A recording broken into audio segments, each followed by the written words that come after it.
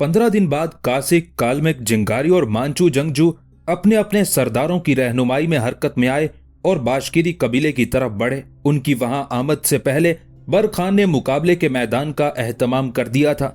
वो एक खुली वादी थी जहां मुकाबले का एहतमाम किया गया था। गो ओनक खान के कहने पर सिर्फ मांचू, जिंगारियों, कालमकों और कासिकों के चंद दस्ते ही सामने लाए गए थे। बाकी लश्करियों को घात में रखा गया था ताकि मुकाबले के बाद बाशकीरियों पर हमला किया जा सके। सबसे पहले ओनक खान के कहने पर मैदान के अंदर एक मीजान नस्ब कर दी गई थी जिसके अंदर 2 तलवारें रख दी गई थी। वजन में दोनों तलवारें बराबर थी और मीजान बिल्कुल सीधी खड़ी थी। मुकाबले की इब्तिदा से पहले ओनक खान ने जिस वक्त मांचू कबीले के सरदार दुर्ची, जिंगारी कबीले के सरदार ओसो खान, कालमिकों के सरदार कोयून को अपने पास बुलाया और वो उनके साथ राजदाराना गुफ्तगू कर रहा था। कुछ कासिक और जिंगारी मुखबिर वहां पहुंचे। उन्हें वहां देखते हुए ओनक खान और जिंगारी कबीले का सरदार ओसो खान चौंके थे। फिर ओसो खान उन्हें मुखातिब करके कहने लगा, क्या तुम कोई अच्छा पैगाम लेकर आए हो?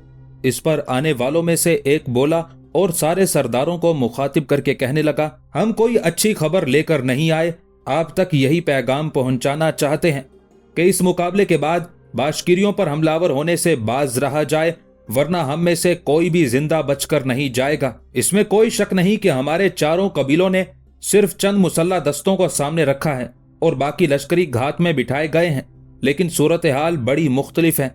बाशकीरी भी अकेले नहीं हैं। सामने बेशक बाशकीरियों के चंद मुसल्ला दस्ते दिखाई देते हैं, लेकिन हम आप लोगों पर इंकशाफ करें कि हमारे बाएं हाथ जनूब में उज़्बकों का एक खासा बड़ा लश्कर घात में है।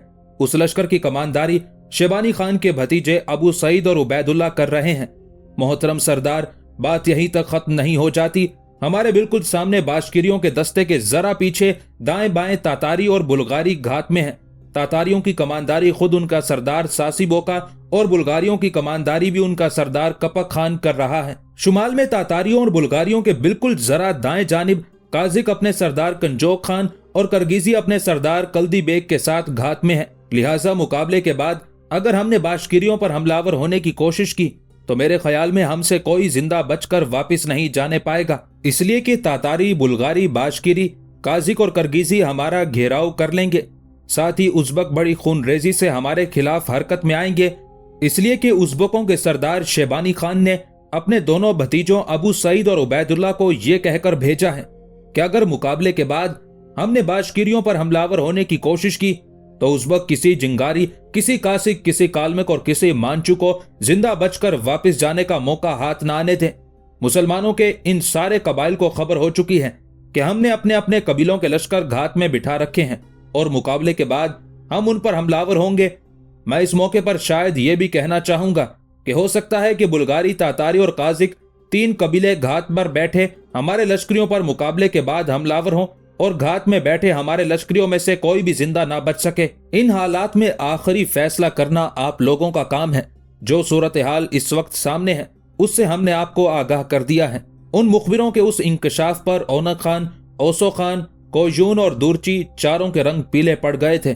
फिर जिंगारी कबीले के सरदार ओसो खान कपकपाती सी आवाज में कहने लगा, इसका मतलब है इन इलाकों में सारे मुसलमान कबाइल आपस में इत्तेहाद कर चुके हैं और उज़्बकों का सरदार शेबानी खान जो यहाँ से कदरे दूर है वो भी सारे मुस्लिम कबाइल के साथ है, बल्कि उनकी पुष्ट पनाही कर रहा है। इन हालात में बाशकीरियों पर हमलावर होना खुद अपने आप को मौत की गहरी खाई में फेंकने के मुतरादिफ है। यहाँ तक कहते कहते जिंगारी कबीले के सरदार ओसो खान को खामोश हो जाना पड़ा, इसलिए कि ओनक खान बोल उठा, ओसो खान, तुम ठीक कहते हो, सिर्फ मुकाबले का एहतमाम किया जाएगा, बाशकीरियों पर हमला नहीं किया जाएगा। मेरा इरादा था कि बाशकीरियों के सरदार बर खान के साथ तेगजनी के इस मुकाबले के दौरान मैं तुम तीनों को मुंसिफ मुकर्रर करूंगा, लेकिन अब ऐसा करना भी खतरे से खाली नहीं। मैं चाहता हूं इस सिलसिले में बर खान को भी मौका दिया जाए कि वो भी अपनी तरफ से मुंसिफ मुकर्रर करे। जिंगारी, कालमक और मांचू कबीले के सरदारों ने ओनक खान की उस तजवीज से इत्तेफाक किया था। चुनाचे ये पैगाम बर खान की तरफ भिजवाया गया, जिसके जवाब में बर खान ने तातारी कबीले के सरदार सासी बोका, बुल्गारी सरदार कपक खान, काजिक सरदार कंजोक खान, करगिजी सरदार कल्दी बेग को बुला लिया था। दाएं जानिब के शेबानी खान के भतीजों में से उबैदुल्लाह को तलब कर लिया गया था। जब ये सब वहां पहुंच गए तो मैदान के अंदर मुंसिफों को एक तरफ बिठा दिया गया था ایک طرف عبیداللہ، ساسی بوکا، کپا خان، کنجو خان، کلدی بیگ بیٹھے تھے، جبکہ دوسری سمت اوسو خان، کویون اور دورچی اپنے کچھ ساتھیوں کے ساتھ ہو بیٹھے تھے۔ وہ یورت بھی سامنے کھڑا کر دیا گیا تھا جس کے اندر حسین خوبصورت الجائے خاتون کو رکھا گیا تھا، اور الجائے خاتون کو اجازت دے دی گئی تھی کہ وہ یورت سے باہر نکل کر یا یورت کے دروازے پر کھڑی ہو کر اس مقابلے کا نظارہ کر سکتی تھی۔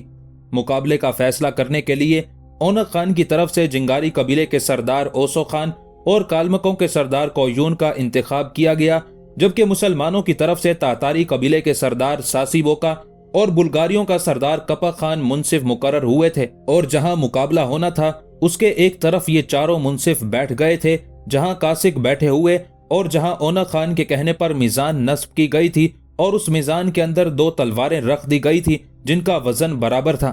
میزان کے پیچھے بیٹھے ہوئے لوگوں کے قریب اونق خان کی ماں اور اس کی چھوٹی بہن بیٹھی بڑی پریشانی اور فکر مندی سے مقابلہ شروع ہونے کا انتظار کر رہی تھی، جبکہ ان کے قریب ہی ذرا آگے اونق خان کا باپ دیودار بھی بیٹھا ہوا تھا۔ مقابلے کو دیکھنے کے لیے محافظوں کی نگرانی میں الجائے خاتون اپنے یورت کے دروازے پر آن کھڑی ہوئی تھی۔ وہاں کھڑے ہو کر وہ اپنی ماں، اپنی بہن اور اپنے باپ اور اپنے بھائیوں کو باغور دیکھ سکتی تھی، اس لیے کہ جہاں مقابلہ ہونا تھا یورت بالکل اس کے قریب لا کر کھڑا کر دیا گیا تھا۔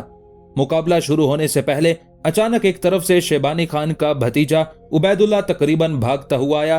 کچھ دیر تک بڑی رازداری سے اس نے برق خان کے کان میں سرگوشی کی۔ جب تک وہ کچھ کہتا رہا برق خان مسکراتا رہا۔ جب عبیداللہ پیچھے ہٹا تو ساتھ ہی اس نے ہاتھ کے اشارے سے اپنے 2 لشکریوں کو بلایا اور وہ لشکری بھاگتے ہوئے آئے جہاں چاروں منصف بیٹھے ہوئے تھے، اور ان کے قریب ہی حسین اور خوبصورت الجائے خاتون کا یورت کھڑا تھا۔ بالکل یورت کے سامنے شیبانی خان کے بھتیجے عبیداللہ کے کہنے پر ایک لشکری وہاں لوہے کا کھونٹا ٹھونکنے لگا تھا۔ کھونٹا ٹھونکنے کے بعد اس نے اس کے ساتھ زنجیر باندھی اور زنجیر کے دوسرے سرے میں لوہے کا ایک گول اور موٹا حلقہ لگا ہوا تھا۔ جب تک عبیداللہ کے آدمی یہ کام کرتے رہے برق خان مسکراتے ہوئے انہیں دیکھتا رہا۔ مقابلہ اب شروع ہونے والا تھا، لہٰذا برق خان زمین کی ننگی پیٹھ پر سجدہ ریز ہوا۔ جس وقت وہ زمین پر سجدہ ریز ہوا تھا، قریب ہی اپنے یورت کے دروازے پر کھڑی الجائے خاتون اسے دیکھ رہی تھی۔ اس کے ایسا کرنے پر الجائے خاتون نے اس محافظ کو جو اس کی حفاظت کے لیے کھڑا تھا مخاطب کر کے کہا، یہ تمہارا سردار برق خان کیا میرے بھائی کے ساتھ مقابلہ شروع کرنے سے پہلے اپنے گناہوں کی معافی مانگ رہا ہے؟ یہ جتنی بھی معافی مانگے آج شکست اس کا مقدر بنے گی۔ سن باشکیری محافظ، آج کا دن جہاں میری رہائی اور آزادی کا دن ہے، وہاں یہ دن تمہارے سردار برق خان کے لیے ذلت اور رسوائی کا طوفان لے کر آئے گا۔ یہاں تک کہنے کے بعد الجائے خاتون جب خاموش ہوئی تب باشکیری محافظ سینہ تانتے ہوئے کہنے لگا، خاتون یہ تمہارا اپنا اندازہ ہے، مجھ سے پوچھو، قسم مجھے اپنے خالق مہربان کی، ہمارا سردار برق خان تمہارے بھائی اونق خان کو تیغ زنی کے مقابلے کے دوران خس و خاشاک کی طرح اڑا کر رکھ دے گا۔ اس سے آگے اس محافظ نے کچھ نہ کہا، خاموش ہو کر کھڑا ہو گیا۔ دوسری طرف زمین پر سجدہ ریز ہونے کے بعد برق خان بڑی عاجزی سے دعا مانگ رہا تھا، اے مالک و دو جہاں، اے سارے جہان کے رب، مجھے مقابلے کے میدان میں جذبوں کی سچائی، اس کی کامیابی، سلگتی سانسوں میں خوشبو سی فوز مندی، دل و جان کی راحت سی کامرانی اور نگاہوں کی تسکین سی ظفر مندی عطا کرنا۔ یہاں تک کہنے کے بعد برق خان اپنی جگہ پر کھڑا ہوا۔ تھوڑی دیر ہی وہاں کھڑے ہو کر اس نے مقابلے کے میدان کا جائزہ لیا ہوگا کہ منصفوں کی طرف سے مقابلے کی ابتدا کرنے کے لیے سنک اور ناقوس پھونک دیے گئے تھے۔ ناقوس کی آواز سن کر برق خان مقابلے کے میدان میں داخل ہوا۔ دوسری طرف سے اونق خان بھی مقابلے کے میدان میں اترا اور اس میزان کے پاس آن کھڑا ہوا جس کے دونوں پلڑوں میں تلواریں رکھی ہوئی تھی۔ پلڑے دونوں برابر تھے، جو اس بات کا اظہار تھا کہ دونوں تلواریں وزن میں برابر ہیں۔ برق خان جب میزان کے پاس جا کر کھڑا ہوا تو ایک بار قہر بھرے اور غضبناک انداز میں اونق خان نے اس کی طرف دیکھا۔ اس موقع پر کچھ بولا نہیں، اس لیے کہ چاروں کے چاروں مقابلے کے منصف بھی وہاں آن کھڑے ہوئے تھے۔ پھر ان چاروں منصفوں میں سے جس منصف کا تعلق کالمک قبیلے سے تھا اور جس کا نام کویون تھا، وہ برق خان کو مخاطب کر کے کہنے لگا، برق خان، تم دیکھتے ہو میدان کے اندر یہ جو میزان نصب ہے اس میں 2 تلواریں ہیں، دونوں کا وزن برابر ہے۔ اونق خان جب کسی سے مقابلہ کرتا ہے تو یہ دونوں تلواریں ہی استعمال ہوتی ہیں، اس لیے کہ ان کا وزن برابر ہے۔ ایسا ممکن نہیں کوئی دشمن اونق خان کے مقابلے میں ہلکی تلوار لے کر آئے اور یہ بھاری تلوار استعمال کرے और हल्की तलवार वाला अपने हमलों में तेजी और सूरत पैदा करे। इस बिना पर दोनों तलवारें बराबर रखी गई हैं। काल्मिक सरदार कोयून जब खामोश हुआ तब उसे मुखातिब करके बर्क खान कहने लगा, अगर मैं ओनक खान की इन दोनों तलवारों में से कोई तलवार इस्तेमाल ना करना चाहूं, अपनी तलवार रखूं, फिर इसलिए कि मुकाबला करने के लिए मैं ओनक खान की तलवार क्यों इस्तेमाल करूं। उस मौके पर काल्मिक सरदार कोयून ने दूसरे तीनों मुंसिफों की तरफ देखा। उस मौके पर तातारी मुसलमान सालार सासिबोका बोल उठा, कहने लगा, बर्क खान का कहना ठीक है। आखिर काल्मिक कबीले का सरदार कोयून बोल उठा, अगर बर्क खान का कहना ठीक है तो फिर बर्क खान को इजाजत है कि अपनी तरफ से उतने ही वजन की तलवार ले आए और मुकाबला शुरू कर देते हैं। कोयून जब खामोश हुआ तब बर्क खान कहने लगा, तुम्हारे कहने का मकसद है कि इन तलवारों में से वजन में कम तलवार नहीं होनी चाहिए, बेशक भारी हो जाए। बर्क खान के उन अल्फाज का जवाब काल्मिक कबीले का सरदार कोयून देना ही चाहता था कि ओनक खान बोल उठा, इन तलवारों से भारी तलवार कौन इस्तेमाल करेगा? आम आदमी ये तलवार भी बड़ी मुश्किल से इस्तेमाल करता है। इस पर बर्क खान ने भी एक कहर भरी निगाह ओनक खान पर डाली, फिर काल्मिक कबीले के सरदार कोयून की तरफ देखते हुए कहने लगा, जरा मिजान से एक तलवार हटाओ। कोयून ने फौरन एक तलवार हटाई। उस पलड़े में बर्क खान ने जब अपनी तलवार रखी तो पलड़ा झुक गया था, इसलिए कि बर्क खान की तलवार वजन में ज्यादा थी। उस मौके पर ओनक खान की तरफ कहर भरे अंदाज में देखते हुए बर्क खान बोल उठा, ये मेरी तलवार है और मैं इसी से ओनक खान का मुकाबला करूंगा। चारों मुंसिफों, अपने दिल पर लिख रखना, इस मुकाबले के दौरान ओनक खान की तलवार मेरी तलवार से हल्की है। अब ओनक खान को कोई एतराज नहीं होना चाहिए। एतराज उस वक्त होता जब मेरी तलवार इसकी तलवार से हल्की होती। मेरी तलवार क्योंकि वजन में ज्यादा है, लिहाजा इसमें ओनक खान के लिए यही फायदा है कि मेरे मुकाबले में हल्की तलवार इस्तेमाल करेगा। दूसरी तरफ ओनक खान की हालत ये थी कि जिस वक्त बर्क खान ने अपनी तलवार पलड़े में रखी थी और उसकी तलवार ने पलड़े को झुका दिया था, पलड़े के झुकते साथ ही ओनक खान का रंग भी पीला हो गया था। वो शायद ये उम्मीद भी नहीं कर सकता था कि बर्क खान उससे भी वजनी और भारी तलवार इस्तेमाल करता है। उस मौके पर मांचू कबीले का सरदार दूरची, जो चार मुंसिफों में से एक था, बोला और दोनों को मुखातिब करके कहने लगा, अभी मैं, कोयून, सासिबोका, कपक खान चारों पीछे हटकर अपनी नशिस्तों पर बैठ जाएंगे। उसके बाद हमारे इशारे पर जिस वक्त नाकूस फूंका जाएगा, तुम दोनों अपने मुकाबले की इब्तिदा कर देना। उसके साथ ही चारों मुंसिफ अपनी नशिस्तों की तरफ जाने लगे थे, जबकि बर्क खान और ओनक खान दोनों अपनी तलवारें और ढाले संभालते हुए मुकाबले की इब्तिदा करने के लिए तैयार और मुस्तैद हो गए थे। जिस वक्त मुंसिफ अपनी नशिस्तों की तरफ जा रहे थे, ओनक खान बड़ी कहरमानियत से बर्क खान की तरफ देखते हुए कहने लगा, बर्क खान, थोड़ी देर तक टूटी आस, सूनी राहों, आवारा बेआब घटाओं जैसी रुसवाई, टूटे ख्वाबों से रिश्तों और दुखों के नोहों जैसी जिल्लत को मैं तेरा मुकद्दर बनाने वाला हूं। इससे पहले किसी को याद करना है तो याद कर लो, बर्क खान, मैंने इससे पहले दश्तो बयाबान से निकलते रेगजारों के तेरे जैसे पारख बहुत देख रखे हैं और मैंने उन सब की ख्वाहिशों के जिंदान में हमेशा मीठी बेकिनार कसक भर कर रखी।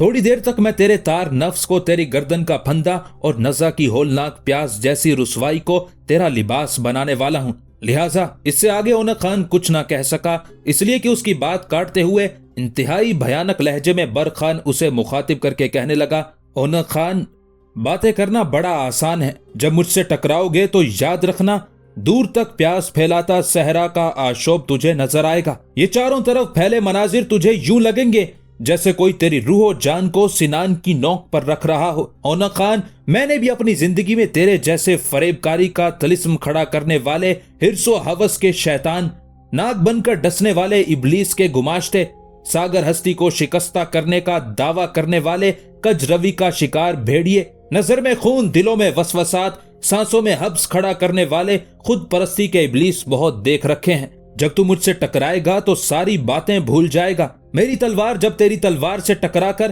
तुझे तेरे सामने तेरी मौत और मर की चिंगारियां खड़ी करेगी तो तू खुद ही जान जाएगा कि मैं तेरी तकरीब की आतिश को कैसे ठंडा करता हूँ। ओनक खान, जरा मुकाबला शुरू होने दे, फिर तू खुद ही जान जाएगा कि मेरी तलवार, मेरी ढाल मौत का रक्स करते हुए कैसे तेरी वहशतों के गुबार को जमीन पर बिठाती हैं और तेरे काले मकरू सायों को बेअक्स करती हैं। ओनक खान, मेरा नाम बर्क खान है। मैं इस मुकाबले के दौरान तेरे पांव तले से जमीन खींच लूंगा, तेरे सर पर कोई साया ना रहने दूंगा, शिकस्त व नाकामी को तेरा मुकद्दर बनाकर रखूंगा। ओनक खान उस वक्त खामोश रहा जिस वक्त तक बर्क खान बोलता रहा। बर्क खान के खामोश होने पर वो कुछ कहना ही चाहता था कि ऐन उसी लम्हे मुकाबला शुरू करने के नाकूस बज उठे थे। लिहाजा ओनक खान खामोश रहा, इसलिए कि उसके सामने मुकाबले की इब्तदा करने के लिए बर्क खान अपनी तलवार और ढाल लहराने लगा था। फिर बर्क खान की आवाज ओनक खान के कानों में पड़ी। ओनक खान, मैं तुझे पहले वार करने का मौका देता हूँ ताकि तुझे कोई शक और शुबा ना रहे कि मैंने पहले हमलावर होकर तुम पर हावी होने की कोशिश की। इस पर ओनक खान ने आओ देखा ना ताओ वहशियाना अंदाज में वो बर्क खान पर हमलावर होने लगा था। उसने बर्क खान पर कई खौफनाक वार किए, लेकिन बर्क खान बड़ी हिम्मत और जवामर्दी से मुस्कुराते हुए उसके वार रोकता रहा। कुछ देर ऐसा ही समा रहा।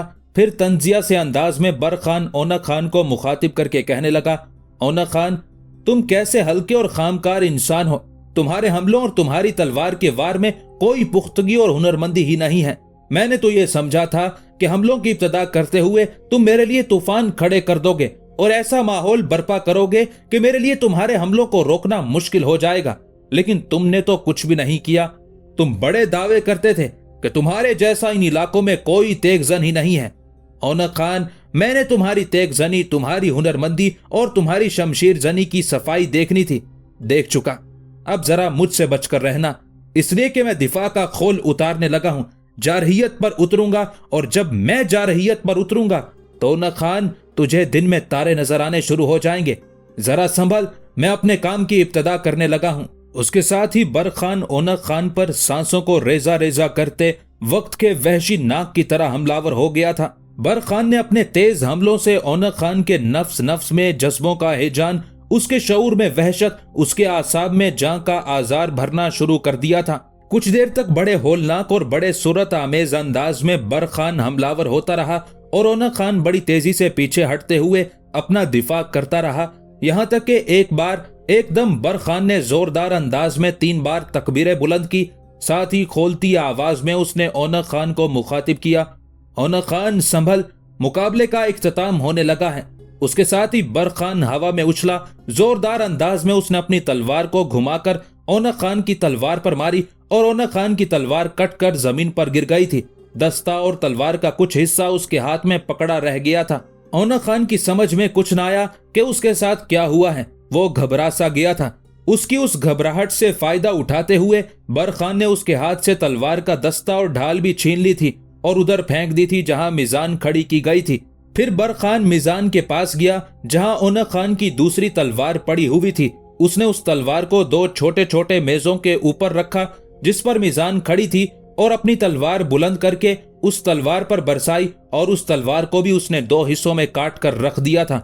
उसके बाद बर्क खान ने अपनी तलवार नियाम में डाली। आगे बढ़कर उसने ओनक खान का गिरेबान पकड़ा और कहने लगा, आओ मुंसिफों की तरफ देखें वो क्या फैसला करते हैं। ओनक खान ताओ खा गया, कहने लगा, तुझे मेरा गिरेबान पकड़ने की जुर्रत और जसारत कैसे हुई। उसके साथ ही बड़े होलनाक अंदाज में ओनक खान ने बर्क खान को मुक्का मारना चाहा, लेकिन बर्क खान एकदम नीचे हो गया और घुटनों के बल जमीन पर बैठ गया। बैठे ही बैठे उसने पूरी ताकत से अपनी कोहनी ओनक खान की पसलियों पर मारी, जिस पर ओनक खान कराह उठा। फिर छलावे की तरह बर्क खान उठा। एक ताकतवर घोंसा उसने पहले ओनक खान की बगल के नीचे मारा, दूसरा घोंसा उसकी गर्दन, तीसरा घोंसा उसके शानों के पट्टों पर हवा में उछलते हुए इस अंदाज में मारा कि ओनक खान जमीन पर गिर गया था। बर्क खान ने नीचे झुककर उसका गिरेबान पकड़ा, फिर कहने लगा, अब जरा अपना गिरेबान छुड़ा कर देख, इससे ज्यादा तेरी पिटाई ना कर दी तो बर्क खान मत कहना। फिर ओनक खान को उसके गिरेबान से पकड़कर बर्क खान खींचता हुआ मुंसिफों के पास ले गया और कहने लगा, तुम क्या फैसला करते हो। साथ ही बर्क खान तातारी कबीले के मुसलमान सरदार सासी बोका और बुल्गार कबीले के मुसलमान सरदार कपक खान की तरफ देखते हुए कहने लगा, तुम दोनों खामोश रहना, जरा कालमकों के सरदार कोजून और मांचू कबीले के सरदार दूरची को अपना फैसला देने दो। इस पर मांचू कबीले का सरदार दूरची बोल उठा, कहने लगा, बर्क खान, इसमें सोचने का कोई अंदेशा ही नहीं है। तुम ये मुकाबला बड़ी आसानी से जीत चुके हो, इसमें फैसला करने में दुश्वारी की कौन सी बात है। ये मुकाबला जीतने पर कासिकों की मां मर गई थी। सब सर झुकाए खड़े थे, चुप और खामोश थे। दूसरी तरफ योरत के दरवाजे पर थोड़ी देर पहले खूबसूरत और हसीन अलजाए खातून जो खुश खुश खड़ी थी। बर्क खान के हाथों ओनक खान की इस जिल्लत आमेज शिकस्त के बाद वो अपना सर पकड़कर योरत के दरवाजे पर बैठ गई थी। اور بڑی تکلیف دہ انداز میں اپنے بھائی اور برق خان کی طرف دیکھنے لگی تھی۔ منصفوں سے فیصلہ لینے کے بعد برق خان اونک خان کو گریبان سے پکڑتا ہوا اس کی طرف لے گیا جہاں شیبانی خان کے بھتیجے عبید اللہ کے کہنے پر لوہے کا ایک کھونٹا ٹھونکا گیا تھا اور اس کے ساتھ ایک زنجیر باندھی گئی تھی اور زنجیر کے سرے پر لوہے کا ایک توق تھا۔ برق خان اونک خان کو کھینچتا ہوا وہاں لے گیا۔ زنجیر سے بندھا ہوا وہ لوہے کا توق برق خان نے اونک خان کی گردن میں ڈال دیا تھا۔ اونک خان کی گردن اس موقع پر جھکی ہوئی تھی اور ایک لفظ تک کہنے کی جرت اور جسارت نہ کی تھی۔ جس وقت برق خان نے لوہے کا وہ توق اس کے گلے میں ڈالا تھا وہ چپ چاپ اپنی جگہ پر کھڑا رہا۔ اس موقع پر میزان کے پیچھے اونک خان کا باپ، اس کی ماں اور دوسری بہن سر جھکائے خاموش اور اداس کھڑے تھے۔ چونکہ مسلمانوں کے 5 قبیلوں کے سردار اپنے اپنے لشکریوں کے کچھ حصوں کے ساتھ وہاں موجود تھے، لہٰذا اس موقع پر قاسقوں، کالمکوں یا جنگاریوں اور مانچو قبائل میں سے کسی کو جرت اور جسارت نہ ہوئی کہ آگے بڑھ کر اونک خان کو اس ذلت اور رسوائی سے نجات دلائیں۔ اونک خان کے گلے میں لوہے کا وہ توق ڈالنے کے بعد برق خان بڑی تیزی سے اس یورت کی طرف آیا جس کے دروازے پر خوبصورت الجائے خاتون بیٹھی ہوئی تھی۔ الجائے خاتون نے جب برق خان کو اپنی طرف آتے ہوئے دیکھا تو وہ خوف و وحشت سے کانپ اٹھی تھی۔ پہلے بیٹھی ہوئی تھی، اٹھ کھڑی ہوئی۔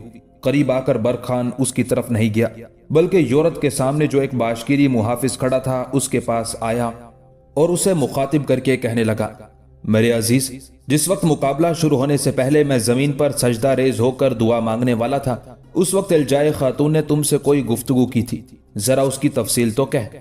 برق خان کے یہ الفاظ الجائے خاتون نے بھی سن لیے تھے۔ وہ اور زیادہ پریشان ہو گئی تھی، یہاں تک کہ وہ محافظ بول اٹھا اور کہنے لگا، جس وقت آپ زمین پر سجدہ ریز ہو کر دعا مانگنے لگے تھے اس وقت الجائے خاتون نے کہا تھا کہ کیا تمہارا سردار مقابلہ شروع ہونے سے پہلے سجدہ ریز ہو کر اپنے گناہوں کی معافی مانگنے لگا ہے؟ اس نے یہ بھی کہا تھا کہ آج کا دن برق خان کی رسوائی اور ذلت کا دن ہے اور اس کی رہائی اور آزادی کا دن ہے۔ اس باشکیری محافظ سے ہٹ کر برق خان الجائے خاتون کی طرف گیا۔ یورت کے قریب جا کر وہ رک گیا۔ الجائے خاتون بڑی بے بسی اور لاچارگی میں کپ کپاتی ہوئی اس کی طرف دیکھ رہی تھی، یہاں تک کہ برق خان نے اسے مخاطب کیا، الجائے خاتون، یورت سے نیچے اترو۔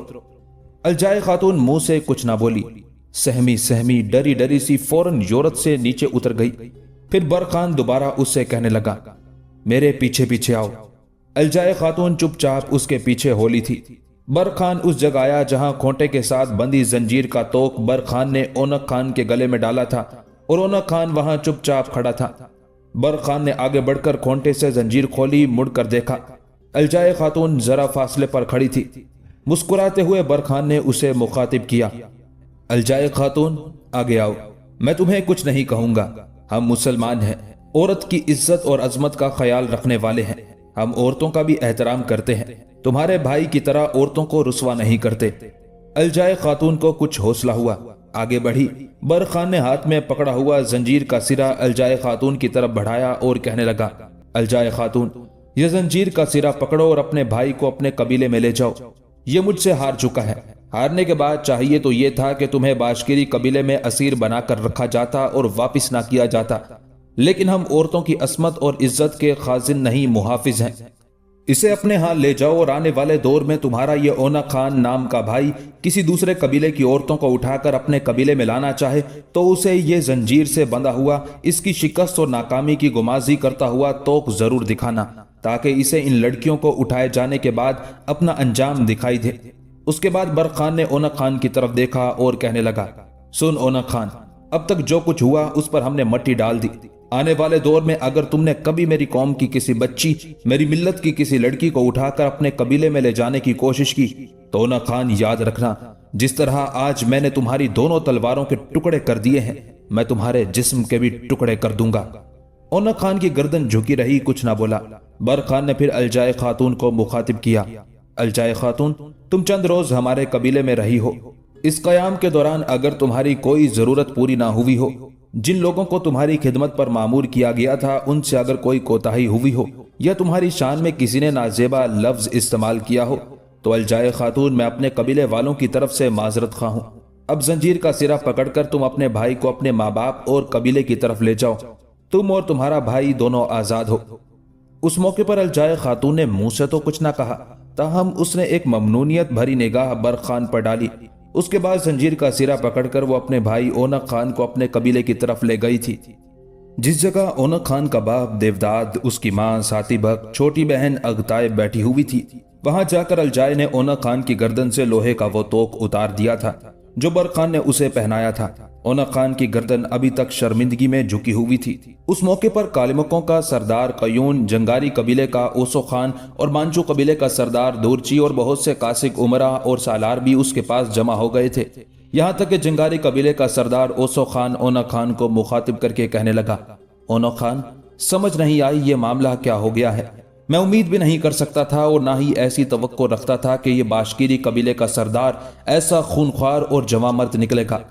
اونق خان، میرے دل میں اس وقت ہی کھٹکا پیدا ہو گیا تھا جب اس نے میزان میں رکھی تمہاری 2 تلواروں میں سے کوئی تلوار لینے سے انکار کر دیا تھا، اور میزان میں جب اس نے اپنی تلوار رکھی تو اس کی تلوار تمہاری تلوار سے بھاری نکلی۔ اس وقت میرے دل میں بڑے وسوسات اٹھے تھے، لیکن میں نے ان وسوسات کو جھٹک دیا تھا۔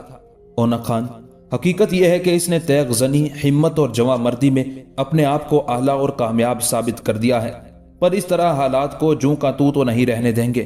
میرے قبیلے کی تو پہلے ہی باشکیریوں کے ساتھ دشمنی قائم ہو چکی ہے۔ میرے قبیلے ہی کی وجہ سے اس نے اس وقت تک نیا لباس پہننے سے انکار کر رکھا ہے جب تک وہ میرے قبیلے سے انتقام نہیں لیتا۔ تو نے اس کی حالت کا جائزہ لیا۔ اس نے پیوند لگے کپڑے پہنے ہوئے تھے اور جو پاؤں میں جوتا تھا اس کو بھی چمڑے کے پیوند لگے ہوئے تھے۔ یہ اس نے قسم کھا رکھی ہے کہ جب تک جنگاریوں سے انتقام نہیں لے گا اس وقت تک نیا کپڑا نہیں پہنے گا، اس لیے کہ میرے قبیلے نے ایک بار اس کے قبیلے پر حملہ آور ہو کر اس کے قبیلے کے کئی لوگوں کو قتل کرنے کے ساتھ ساتھ اس برق خان کے بہت سے اہل خانہ کا بھی کام تمام کر دیا تھا۔ اب ہم خود بھی برق خان کی طرف سے بڑے محتاط رہتے ہیں۔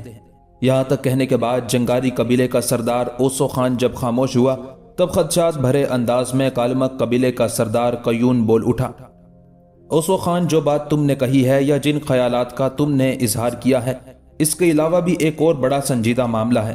تم نے دیکھا سارے مسلم قبیلے آپس میں اتحاد کر چکے ہیں۔ اس سے پہلے سائبیریا سے ترکستان کے وسیع علاقوں تک جب سب قبیلے اچھی چراگاہوں کی تلاش میں سرگرداں رہتے تھے تو میرا، تمہارا اور کاسکوں کے علاوہ مانچو قبیلہ ہمیشہ ان پر حاوی رہتا تھا۔ وہ ہمارے سامنے جھکے جھکے رہتے تھے اور ہم جن اچھی چراگاہوں پر قبضہ کرنا چاہتے تھے کر لیا کرتے تھے، اور یہ مسلم قبائل ہمارے سامنے کبھی بولے نہیں تھے۔ ایسا ان کی کمزوری کی وجہ سے ہوتا تھا، لیکن اب میں دیکھتا ہوں کہ حالات کے اندر ایک بھیانک اور خونی تبدیلی رونما ہو رہی ہے، بلکہ ہو چکی ہے۔ یہ قازق، باشکیری، بلغار، تاتاری، قرغیز اور سب سے بڑھ کر ازبک آپس میں اتحاد کر چکے ہیں۔ اس مقابلے کے دوران تم لوگوں نے اندازہ نہیں لگایا کہ ان سب قبیلوں کے لشکر مقابلے کے میدان کے اطراف میں آن پہنچے تھے، اور ان سب کی رہنمائی کرنے والا اب شیبانی خان ہے۔ شیبانی کے متعلق میں نے یہ بھی سنا ہے کہ ماضی میں جن علاقوں سے اسے تیمور لنگ نے محروم کیا تھا وہ علاقے شیبانی خان واپس لینے کے لیے اپنی تیاریوں کو آخری شکل دے رہا ہے۔ دیکھو، برف باری ان دنوں زور و شور سے ہو رہی ہے، لہٰذا ماضی کی طرح ہمارے قبیلے سائبیریا کے میدانوں سے ہوتے ہوئے مشرق میں ترکستان کا رخ کریں گے۔ اس نقل و حرکت کے دوران ہمارا مسلم قبائل سے ٹکراؤ بھی ہو سکتا ہے۔ ان الفاظ کو میں یوں کہہ سکتا ہوں کہ مسلمان قبائل ہم سے ٹکرانے کی ابتدا کر سکتے ہیں۔ متحد ہو جانے کی وجہ سے ان کی طاقت اور قوت میں اضافہ ہو چکا ہے۔ میں نے جس وقت تاتاری قبیلے کا سردار ساسی بوقا اور بلغار قبیلے کا سردار کپک خان منصفی کر رہے تھے، ان کی آنکھوں میں بہت کچھ دیکھا تھا۔ ان کی آنکھوں میں ہمارے لیے نفرت اور انتقام کی چنگاریاں جوش مارتی میں نے دیکھی تھی، لہٰذا ان کی طرف سے ہمیں محتاط رہنا ہوگا۔ یہاں تک کہنے کے بعد کالمک قبیلے کا سردار قیون جب خاموش ہوا تب اونق بولا، اس لیے کہ اونق خان اب تک اپنے آپ کو سنبھال چکا تھا۔ بڑی قہرمانیت کا اظہار کرتے ہوئے کہنے لگا، ان مسلم قبائل کی ایسی تیسی، میں ماضی سے بھی بڑھ کر اب ان پر ضربے لگانے کی ابتدا کروں گا، اور یہ جو برق خان نے مجھے تیغ زنی، طاقت اور قوت کے مقابلے میں زیر کیا ہے تو اس کا انتقام تو میں اس سے لوں گا۔ میں سمجھتا ہوں اس کی زندگی کے دن گنے جا چکے ہیں اور اس کا میں ہر صورت میں خاتمہ کر کے رہوں گا۔ باشکیری قبیلے کے بھی اینٹ سے اینٹ بجاؤں گا اور دیکھوں گا کہ یہ ہمارے پہلو با پہلو سائبیریا سے ترکستان اور ترکستان سے سائبیریا کے علاقوں میں کیسے چراگاہوں کی تلاش میں نکلتے ہیں۔ یہاں تک کہنے کے بعد اونق خان جب خاموش ہوا تب اس کا باپ دیوداد کسی قدر نفرت بھری نگاہوں سے اس کی طرف دیکھتے ہوئے کہنے لگا، اونق خان، میں نے پہلے بھی تمہیں سمجھایا تھا کہ مسلم قبائل کی لڑکیوں کو اٹھا کر اپنے قبیلے میں نہ لایا کر، और फिर तू अपने आप को ऐसा नाकाबिले तस्खीर ख्याल करने लगा था कि तूने एक मेज़ान बना ली थी, उसमें 2 तलवारें रखता था और जिस कबीले की लड़कियां उठाता था उन्हें दावत देता था कि तुम्हारे साथ आकर तैगजनी का मुकाबला करें। तुम्हारे नाम की एक दहशत साइबेरिया और तुर्किस्तान के इलाकों में फैली हुई थी, लिहाजा तुम्हारे साथ कोई मुकाबला नहीं करता था। ये देखकर बाशकीरी कबीला, जिसे हम सब कमजोर समझते थे, वही कबीला आहनी दीवार बनकर हमारे सामने आ गया है। उसके सरदार बर्क खान ने देखा कितनी आसानी से तुम्हें तैगजनी ताकत और कुव्वत के मुकाबले में जेर करके रख दिया। अब तुम फिर पहले जैसी गुफ्तगू कर रहे हो। देखो, तुम मुस्लिम कबाइल की लड़कियों को उठाते रहे, वो तुम्हारी बहन को उठाकर ले गए। क्या इससे भी बढ़कर कोई बेइज्जती की बात हो सकती है? मैं अभी तक अपनी बेटी अलजाए को नहीं मिला, ना उसको लिपटाकर प्यार किया है, ना ही उसकी माँ और बहन ने किया है। इसलिए कि सबके सामने उससे मैं चंद सवाल करूंगा, उसके बाद अपने रवैये का इजहार करूंगा। यहां तक कहने के बाद ओना खान का बाप देवदाद रुका। उसके बाद अलजाए खातून को मुखातिब करके कहने लगा, अलजाए खातून, तू मेरी बेटी है, तेरे साथ ये रिश्ता खत्म नहीं हो सकता। जो कुछ मैं पूछूं झूठ मत बोलना। बता, क्या तेरी इज्जत और आबरू वहां महफूज रही है या तू रुसवाई और जिल्लत का लावा बनकर वापस आई है? उस मौके पर अपने बाप के उस सवाल पर अलजाई के चेहरे पर तल्ख सी मुस्कुराहट नमूदार हुई। कहने लगी, बाबा, कम अज कम आपको तो मुझसे ये सवाल नहीं करना चाहिए था। आप मुझे जहां चाहे ले जाएं, जिस तरह की चाहे मुझसे कसम ले लें। मैं आपसे कहती हूं कि मुसलमानों के दरमियान कयाम के दौरान किसी ने मुझे मैली आंख से देखना तो बहुत दूर की बात, ऐसी गुफ्तगू भी किसी ने मुझसे नहीं की। मेरे जिस्म को हाथ लगाना तो बहुत ही दूर की बात, किसी ने मेरे साथ तो ऐसे अल्फाज तक में गुफ्तगू नहीं की जो अल्फाज किसी लड़की के लिए शर्म का बाइस बन जाएं। बाबा, मैं वही अलजाए खातून हूं जो तुम्हारे पास से गई थी और वैसी की वैसी तुम्हारे पास आई हूं। मैं मानती हूं मेरा भाई बाशकीरी कबीले के सरदार बर्क खान से शिकस्त खा चुका है, लेकिन बाशकीरियों ने यह इंतकामी कार्रवाई की है। आखिर कब तक आप दूसरे कबाइल की लड़कियों को उठाकर लाते रहेंगे? उसके जवाब में एक रोज ऐसा होना था और वो होकर रहा। मेरा भाई ओना खान ये समझता था कि साइबेरिया से लेकर तुर्किस्तान के इलाकों में तैगजनी में इसका कोई मुकाबला नहीं कर सकता। बर्क खान ने इसे तैगजनी ताकत और कुव्वत में नीचा दिखाकर यह भरम तोड़ दिया है।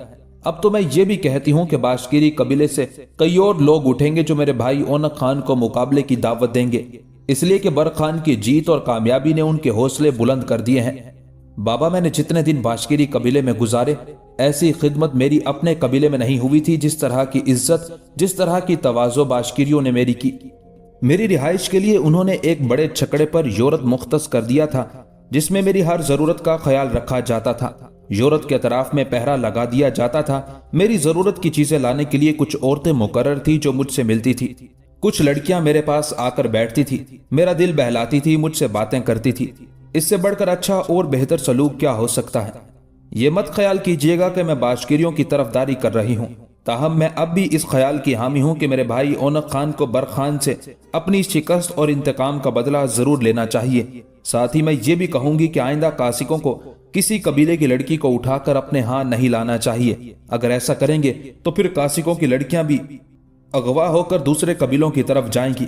मैं तो इस बर्क खान की शराफत की वजह से अपनी आबरू और अपना नामूस बचाकर लाई हूँ, लेकिन दूसरी लड़कियों के साथ हो सकता है ऐसा मामला ना होने पाए।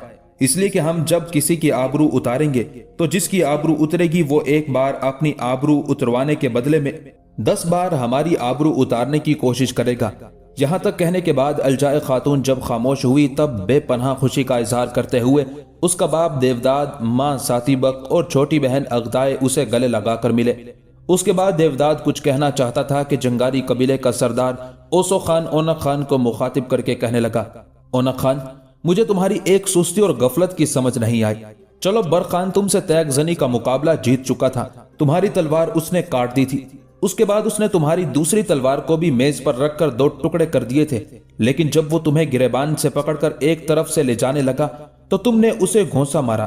वो घोंसा बचाकर नीचे हो बैठा और घुटनों के बल जमीन पर बैठ गया था। उस मौके पर तुम्हें चाहिए था कि उसकी गर्दन उसके शानों पर मुक्कों की बारिश कर देते।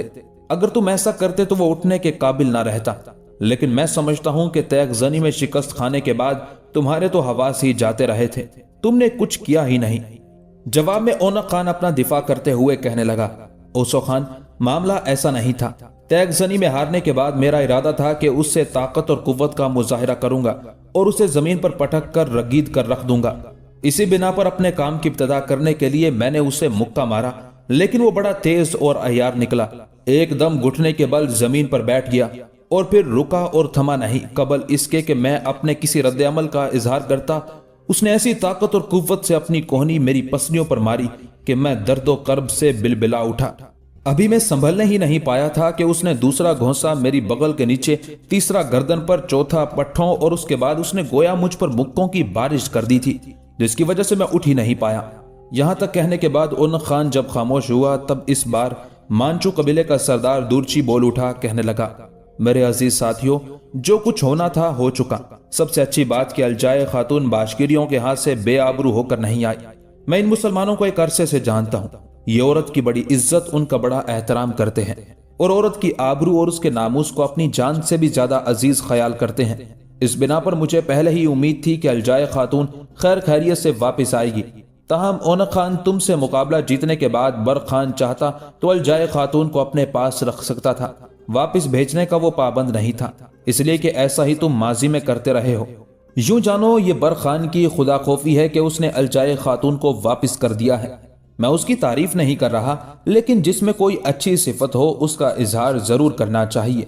अब चूंकि मुसलमान कबीले आपस में इत्तेहाद और इत्तेफाक कर चुके हैं, तो याद रखना हमारे लिए खतरात बढ़ जाएंगे। हमें अभी से अपनी तैयारियां शुरू कर देनी चाहिए। सबको मुत्तहिद होकर एक बार इन मुसलमानों से टकराना चाहिए और हर सूरत में इन्हें अपने सामने ज़ेर करना चाहिए। अगर हम ऐसा करते हैं तो फिर साइबेरिया और तुर्किस्तान में हम अपने अपने कबीले के साथ महफूज चक्कर लगा सकते हैं और चरागाहें तलाश कर सकते हैं। और अगर हमने ऐसा ना किया तो ये मुसलमान दिन ब दिन ताकत और कुव्वत पकड़ते जाएंगे और हमारे लिए खतरात बढ़ते जाएंगे। इसलिए कि अगर उज़्बक कबीले का सरदार शेबानी खान ने माजी के उन इलाकों पर दोबारा कब्जा कर लिया जो कभी उज़्बकों के हुआ करते थे, तो इन इलाकों में वो अपनी हुकूमत कायम करके ऐसी ताकत पकड़ेगा कि न सिर्फ खुद बल्कि तातारियों, बुल्गारियों, बाशकिरियों, काजिकों और करगीजों के जरिए भी हमें नीचा दिखाता रहेगा। लिहाजा साइबेरिया और तुर्किस्तान में अपने आप को महफूज करने के लिए हमें इन मुस्लिम कबाइल के साथ एक खूनरेज जंग करना होगी और इन्हें अपने सामने नीचा दिखाना होगा, वरना वो हमें ऐसा नीचा दिखाएंगे कि हम उठने के काबिल नहीं रहेंगे। जंगारी कबीले का सरदार ओसो खान, कालिमों के सरदार कोयून, कासिकों के सरदार ओनक खान, उसके बाप देवदाद, अलजाए खातून, अगताए, सातिबक और दीगर सब उमरा ने उससे इत्तेफाक किया था। उसके बाद सब कबीले वापस अपनी अपनी अमाजगाह की तरफ रवाना हो गए थे। ये सब मुस्लिम और गैर मुस्लिम कबीले अच्छी और बारावर चरागाहों की तलाश में शुमाल के बर्फस्तानों, साइबेरिया के मैदानों और तुर्किस्तान में मगरिब से मशरिक और मशरिक से मगरिब की तरफ मुत्तहिद होकर रहते थे। अब भी जब बर्फबारी का मौसम शुरू हुआ तो ये सारे कबाइल हरकत में आए और इन्होंने मशरिक की तरफ पेशकदमी शुरू की थी। दरियाए वुल्गा और दरियाए जोराल के पास से ये हरकत करते थे। कोहिस्तानी जोराल के जनूबी हिस्सों से गुजरते हुए आगे बढ़ते थे और साइबेरिया के मैदान कबीर में जाकर दाखिल होते थे। झील खजर से जरा दूर रहते हुए ये अपना रुख बदलते जनूब की तरफ आते और सहराए गोबी के मगरबी किनारों के साथ साथ ये कोहिस्तान अल्ताई की तरफ जाते और फिर थान शयान के दर्रों के पास से गुजरते हुए दोबारा जनूब की तरफ रहते हुए वापसी का सफर शुरू कर देते थे। इस बार भी इन्होंने मगरिब से अपने काम की इब्तदा की, क्योंकि बर्फबारी अरूज पर आ गई थी। लिहाजा बर्फबारी के मौसम में अपने काम की इब्तदा जनूब में रहते हुए करते थे। कोहिस्तान जोराल से जरा नीचे आकर बहरे खजर के शुमाल के पास से गुजरते हुए आगे बढ़ते थे। सरमा का पूरा मौसम थान शयान से होते हुए कोहिस्तान अल्ताई के पास गुजारने के बाद जब गर्मी का मौसम शुरू होता तो फिर थोड़ा सा शुमाल की तरफ जाते और फिर कुछ ऊपर जाने के बाद दोबारा मगरिब का रुख कर लिया करते थे। मुसलमान कबाइल की हालत पहले यह थी कि हर कबीला अलहदा अलहदा ना इत्तेफाकी का शिकार रहते हुए उन इलाकों में मुतहरिक रहता था, जिसकी बिना पर अक्सर कासिक, कालमक, जिंगारी और मानचू कबाइल उन पर चढ़ दौड़ते थे और उनके नुकसान का बाइस बनते थे। लेकिन अब हालत बदल गई थी। मुसलमान कबाइल ने आपस में इत्तेफाक कर लिया था। चुनाचे मगरिब की तरफ मुतहिद होकर जाते हुए जिस वक्त ये मुस्लिम कबाइल थान शयान के दिर्रों के पास जाकर पड़ाव कर गए, तब उन्हें एक नई सूरत हाल का सामना करना पड़ा। हुआ यूं कि सारे मुस्लिम कबाइल ने एक तरह से बर खान को अपना सरदार और सरबराह तस्लीम कर लिया था और बर खान ने मांचू, कालमक, कासिक और जंगारियों पर निगाह रखने के लिए अपने मुखबिर फैला दिए थे। इस काम में उज़्बकों और उज़्बकों के सालार शेबानी खान की भी उन्हें पूरी हिमायत और मदद हासिल थी। जिस वक्त ये मुस्लिम कबाइल कोहिस्तान थान शयान के दिर्रों में नशीबी वादियों के अंदर कयाम किए हुए थे और वहां दूर तक घास का जंगल था, गौ सरमा की वजह से घास भूरी हो चुकी थी, लेकिन जानवर बड़ी रगबत से खाते थे। उनसे चंद मील शुमाल मगरिब में कोहिस्तान अल्ताई की तरफ काल्ब को जंगारियों मांचू ने भी पड़ाव कर रखा था। जिस वक्त एक बुलंद चट्टान के ऊपर बर खान, बुल्गार कबीले का सरदार कुपक खान, ततारी सालार सासी बोका, काजिक सरदार कंजोक खान, करगिजी सरदार कल्दी बेग इकट्ठे बैठे किसी मौजू पर गुफ्तगू कर रहे थे और उनके इर्द गिर्द उनके दूसरे सरकर्दा लोग और सालार भी पत्थरों पर बैठे हुए थे कि उन जासूसों में से कुछ वहां आए जिन्हें अपने सारे कबायली सरदारों से मशवरा करने के बाद बर खान ने गैर मुस्लिम कबाइल पर निगाह रखने के लिए मुकर्रर किया था। उनके आने पर बर खान सुमैय सरदार चौंके थे। बर खान ने पहले उन्हें अपने दरमियान बैठने के लिए कहा। जब वो बैठ गए तब उनमें से एक सारे सालारों और आखिर में बर खान की तरफ देखते हुए कहने लगा, हम बड़ी अच्छी इतला लेकर आए हैं। कासिकों, मांचू, कालमक और जंगारियों ने चंद मील शुमाल मशरिक के मकाम पर पड़ाव कर रखा है। ओनक खान हर सूरत में मुसलमानों से इंतकाम लेने पर तुला हुआ है। चुनाचे उन सब ने आपस में मशवरा किया है कि मुनासिब मौका जानकर वो हम पर शब खून मारेंगे और हमें नुकसान पहुंचाने की कोशिश करेंगे। उन मुखबिरों के इन अल्फाज के जवाब में हल्का सा तबस्सुम बर खान के चेहरे पर नमूदार हुआ। कहने लगा, कामयाब तो वो उस वक्त होंगे जब हम उन्हें शब खून मारने का मौका फराहम करेंगे। जिस वादी में हमारे कबाइल ने कयाम कर रखा है, इसमें दाखिल होने और निकलने के दो ही रास्ते हैं, एक मगरिब की तरफ, दूसरा मशरिक की तरफ जाने के लिए। और इर्द गिर्द के कोहिस्तानी सिलसिलों, टेलों और छोटी छोटी वादियों के अंदर इस कदर घास है कि यहाँ हमारे जानवर कई हफ्तों तक अपना पेट भर सकते हैं। इन दिनों हमारे पास खुराक के ज़खायर भी बहुत हैं, लिहाजा दुश्मनों के हमलावर होने की हमें इतनी फिक्र भी नहीं है। मेरे अजीज साथियों, पहले ये बताओ कि उनका पड़ाव करने की सूरत हाल क्या है, यानी मुख्तलिफ कबाइल ने कहां कहां पड़ाव कर रखा है। जवाब में मुखबिरों ने कुछ सोचा, पर उनमें से एक कहने लगा, इन दिनों सबसे ज्यादा जंगारी अपने लिए खतरा महसूस करते हैं। उनका ख्याल है कि उनसे इंतकाम लेने के लिए बर खान किसी न किसी रोज उन पर जरूर हमलावर होगा। चुनाचे उनके पड़ाव की सूरत हाल ये है कि सबसे शुमाल में ओनक खान ने कासिक कबाइल के साथ पड़ाव कर रखा है। उनसे जरा नीचे जंगारी हैं, जंगारियों से जरा फासले पर जनूब की तरफ मांचू और मांचू के मजीद जनूब में कालमक हैं। यहां तक कहने के बाद मुखबिर जब खामोश हुआ तब बेपनाह खुशी का इजहार करते हुए बर खान कहने लगा, बस तो काम बन गया। कैसा काम? खुशी का इजहार करते हुए बुल्गार कबीले के सरदार कपक खान ने पूछ लिया था। कपक खान जो बर खान के करीब ही बैठा हुआ था, बर खान ने उसका शाना थपथपाया और कहने लगा, देख मेरे भाई, जंगारी ना सही, गो जंगारियों ने अपने आप को कासिक और मांचू कबाइल के दरमियान रखकर अपने आप को महफूज रखा है, लेकिन उनके रिश्तेदार कबीला कालमक तो हमसे नहीं बच पाएगा, जिसने जनूब में कयाम कर रखा है। मेरे अजीज साथियों, दुश्मन पर आज ही शब खून मारने का सिलसिला शुरू किया जाएगा। पहला हदफ कालमक होंगे। मैं उन्हें ऐसी सजा देना चाहता हूं कि वो आने वाले दौर में हम पर शब खून मारने से मुतालिक सोच भी ना सकें।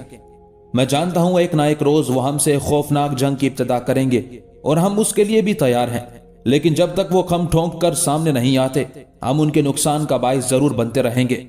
यहां तक कहने के बाद बर खान रुका, बारी बारी सारे सरदारों की तरफ देखा, फिर कहने लगा, अजीज साथियों, पहले ये कहो मेरे साथ इस शब खून में कौन कौन हिस्सा लेगा। बर खान ने ये अल्फाज अदा किए ही थे कि सबसे पहले तातारी कबीले का सरदार सासी बोका बोल उठा, बर खान मेरे अजीज भाई, सबसे पहले तो मेरा नाम शामिल करना। इसके बाद बुल्गार कबीले का सरदार कपक खान बोलने ही लगा था कि करगीजों के सरदार कल्दी बेग ने उसके मुंह पर हाथ रख दिया और मुस्कुराते हुए कहने लगा, बर खान मेरे भाई, सासी बोका के बाद मेरा नाम इस शब खून में शामिल करना। कल्दी बेग की इस हरकत पर सारे खिलखिलाकर हंस दिए थे। उसके बाद कल्दी बेग ने बुल्गार कबीले के सरदार कपक खान के मुंह से हाथ हटा लिया। उस पर कपक खान कहने लगा, कल्दी बेग मेरे भाई, तूने मेरे मुंह पर हाथ रखकर अच्छा नहीं किया। बहरहाल जो फैसला तुम सब मिलकर करोगे मेरे अजीज भाइयों, हमारे लिए वो आखिरी होगा। कपक खान के खामोश होने पर बर खान बोल उठा, आज रात को मैं, सासी बोका और कल्दी बेग हरकत में आएंगे और कालमकों पर शब खून मारेंगे। हमारी गैर मौजूदगी में कपक खान तुम, कंजो खान तुम बिल्कुल मुस्तैद रहोगे। कपक खान अपने जंगजुओं के साथ इस वादी में जो मशरिक से रास्ता दाखिल होता है उसकी हिफाजत तुम करोगे। मगरिब की तरफ जो रास्ता इन वादियों में आता जाता है वो काफी दूर है और वहां से कोई भी गैर मुस्लिम कबीला दाखिल होकर अपने आप को खतरे में नहीं डालेगा, इसलिए कि इस वक्त तक हम शब खून मारकर वापस भी आ चुके होंगे जब तक कोई मगरिब से दाखिल होकर हम पर वारिद होगा। यहां तक कहने के बाद थोड़ी देर के लिए बर खान रुका, फिर काजी कबीले का सरदार कंजोक खान को कहने लगा, कंजोक मेरे अजीज भाई, جہاں کپک خان اپنے دستوں کے ساتھ درے کی حفاظت کرے گا وہاں تم اپنے جنگجوؤں کو 2 حصوں میں تقسیم کر دو گے۔ ایک حصے کو کپک خان کے دائیں جانب، دوسرے کو بائیں جانب کوہستانی سلسلے کے اوپر مقرر کرو گے، اور جن جنگجوؤں کو کوہستانی سلسلے کے اوپر مقرر کرو گے ان کے پاس تیروں اور پتھروں کے ڈھیر لگا دینا۔ یاد رکھنا ہم دشمن پر شب خون مارنے کی ابتدا کر رہے ہیں۔ ایسے ہی اگر انہوں نے بھی کیا تو یقیناً مشرق سے آنے والے دروں میں سے ادھر کا رخ کریں گے، اور جب وہ درے کے قریب آئیں گے تو سب سے پہلے کنجوک خان تمہارے تیر انداز ان پر تیر اندازی کریں گے۔ اگر تیر اندازی سے بچ کر کوئی ان وادیوں میں داخل ہونے کی کوشش کرتا ہے تو کپک خان ان پر حملہ آور ہو کر ان کا خاتمہ کرتا چلا جائے گا۔ اس طرح ان وادیوں میں جہاں اس وقت ہمارا پڑاؤ ہے کسی کو آنے کی جرت نہیں ہو پائے گی۔ یہاں تک کہنے کے بعد برق خان رکا، پھر کہنے لگا، میرے عزیز بھائیوں، اس سلسلے میں کسی کو کوئی شک ہو تو کہے۔ جب سب نے برق خان کی تجویز سے اتفاق کیا تب قازقوں کے سردار کنجوک خان اور بلغار قبیلے کے سردار کپک خان کو مخاطب کرتے ہوئے برق خان پھر کہنے لگا، میرے عزیز بھائیوں، تم دونوں اپنا اپنا آدھا لشکر استعمال کرنا۔ دونوں اپنا آدھا آدھا لشکر پڑاؤ میں رکھو گے۔ آدھے لشکر کو لے کر کپک خان درے کی حفاظت کرے گا اور باقی آدھے کو 2 حصوں میں تقسیم کر کے کنجوک خان درے کے دائیں بائیں حصوں میں تیر انداز مقرر کر دے گا۔ جب سب اس بات پر متفق ہو گئے تب جب رات کی ابتدا ہوئی تو رات کی ابتدا کے شروع ہی میں برق خان نے اپنی اور ساسی بوکا اور کپک خان کی موجودگی میں لشکر کا ایک حصہ درے کی حفاظت پر مقرر کر دیا۔ 2 حصے درے کے دائیں جانب اوپر بٹھا کر ان کے پاس تیروں کے ڈھیر لگا دیے گئے تھے اور لشکر کے کچھ حصے پڑاؤ کی حفاظت پر بھی مقرر کر دیے تھے۔ اس کے بعد رات جب گہری ہونے لگی تب برق خان، ساسی بوکا اور کلدی بیگ آپس میں صلاح مشورہ کرنے کے بعد اپنے مخبروں کی رہنمائی میں کالمکوں پر شب خون مارنے کے لیے نکل کھڑے ہوئے تھے۔ رات بے برق و ثمر اشجار سے گلے ملتی، پیلی رتوں کے زہر پھیلاتی بھاگتی جا رہی تھی۔ تیز ہوائیں ویرانوں کی بھوری گھاس اور املی کے اداس درختوں سے ٹکراتی ہوئی ایسی خوفناک آوازیں نکال رہی تھی جیسے چاروں طرف قضا کے پرقوت بھگولے ناچ اٹھے ہوں۔ پتھروں کو لوریاں دیتے کوہسار آسمان کی گردشوں میں ستاروں کے کاروان چپ تھے۔ دھواں دھواں زمین کی کراہوں میں سراسیمہ کر دینے والے اندھیرے ریگزاروں کے نخل کی طرح اداس کھڑے تھے۔ چاروں طرف فلاختوں کے خرابوں کے اسیروں، ساعتوں کی مکرو آوازوں جیسی چپ طرب گاہوں کے افسو، قتل گاہوں کے فریب کا سا سکوت طاری تھا۔ ایسے میں کالمک قبیلے والے اپنے اوپر مارے جانے والے شب خون سے بالکل بے فکر، جذبوں کی بکھری داستانوں، قرب کی نرم روداؤں کی طرح پرسکون، عشرتوں کے نغر اور رات کی پرچھائیوں کی طرح نیند کی آگوش سے لطف اندوز ہو رہے تھے۔ وہ وہم و گمان بھی نہیں کر سکتے تھے کہ کوئی ان پر شب خون مار سکتا ہے، اس لیے کہ ان کے اوپر مانچو قبیلہ تھا۔ مانچو کے اوپر جنگاری اور جنگاریوں کے اوپر سب سے زیادہ تعداد رکھنے والے کاسک تھے۔ اس کے علاوہ ماضی میں کبھی کسی مسلم قبیلے نے انہیں ایسا ہدف بھی نہیں بنایا تھا جس بنا پر وہ کوہستان التائی کے غربی حصوں میں بالکل پرسکون پڑے ہوئے تھے۔ ایسے میں ان پر عذاب کا نزول شروع ہوا۔ 3 مختلف سمتوں سے برق خان، تاتاری قبیلے کا سردار ساسی بوکا، قرگیزوں کا سردار کلدی بیگ وارد ہوئے تھے۔ سب سے پہلے کام کی ابتدا برق خان نے کی تھی اور وہ کالمکوں پر تن من کو موت کا نغمہ بناتے، مسلسل اور مستقل پرواز کرتے حالات کی مستی پر آئے شاہینوں، امن کے کرتاس سے ظلم کی روشنائی مٹاتی نزا کی ہولناک پیاس، کالے لفظوں سے کرتاس سے ابیض کی جان چھڑاتے، جاں بلب کرتے لمحوں اور شعور ذات کے پیمانوں میں ہیبت ناک آندھیاں کھڑی کرتے، کھولتے سمندروں کے دائروں کی طرح حملہ آور ہو گیا تھا۔ برق خان کے ساتھ ہی ساتھ دوسری طرف سے ساسی بوکا حرکت میں آیا اور وہ بھی کالمکوں پر قلوب کی تمانیت تباہ کرتی فرقت کی بپھرتی آندھیوں، روح کو اسیر کرتے نا آسودگی کے گرم موسموں، ہر گام پر آزمائش، ہر موڑ پر امتحان کھڑے کرتی شریانوں میں نشتر اتارتی تشنگی کی طرح حملہ آور ہوا تھا۔ اور اس کے ساتھ ہی کلدی بیگ گردوں کا سینہ چیرتے ہیبت ناک لمحوں کا عذاب، حبس لمحوں کا شکار کرتے پیاس میں لپٹے دشتے ویران، فضاؤں کی نبض، ہواؤں کی سانسوں پر قدغن لگاتے غموں، بے روک سیلاب کی طاقتور بھنور کی طرح ٹوٹ پڑا تھا۔ 3 مختلف سمتوں سے حملہ آور ہوتے ہوئے برق خان، ساسی بوکا اور کلدی بیگ نے کالمکوں کو جبر و جبر کی چکی، بے چہرگی کے کرب اور انا کی شکست تلے پیسنا شروع کر دیا تھا۔ کچھ دیر تک برق خان، ساسی بوکا اور کلدی بیگ ہولناک کرب کی طرح کالمکوں کی تعداد کم کرتے رہے، اور جب انہوں نے اندازہ لگایا کہ ان کے حملہ آور ہونے کی وجہ سے جو شور و گوگا اٹھا ہے اس کی وجہ سے شمال میں پڑاؤ کیے ہوئے جنگاری کاسک اور مانچو مدد کے لیے پہنچ سکتے ہیں، تب تینوں نے اپنے اپنے لشکر کو سمیٹا، پھر اکٹھے ہو کر وہ واپس اپنے پڑاؤ کی طرف چلے گئے تھے۔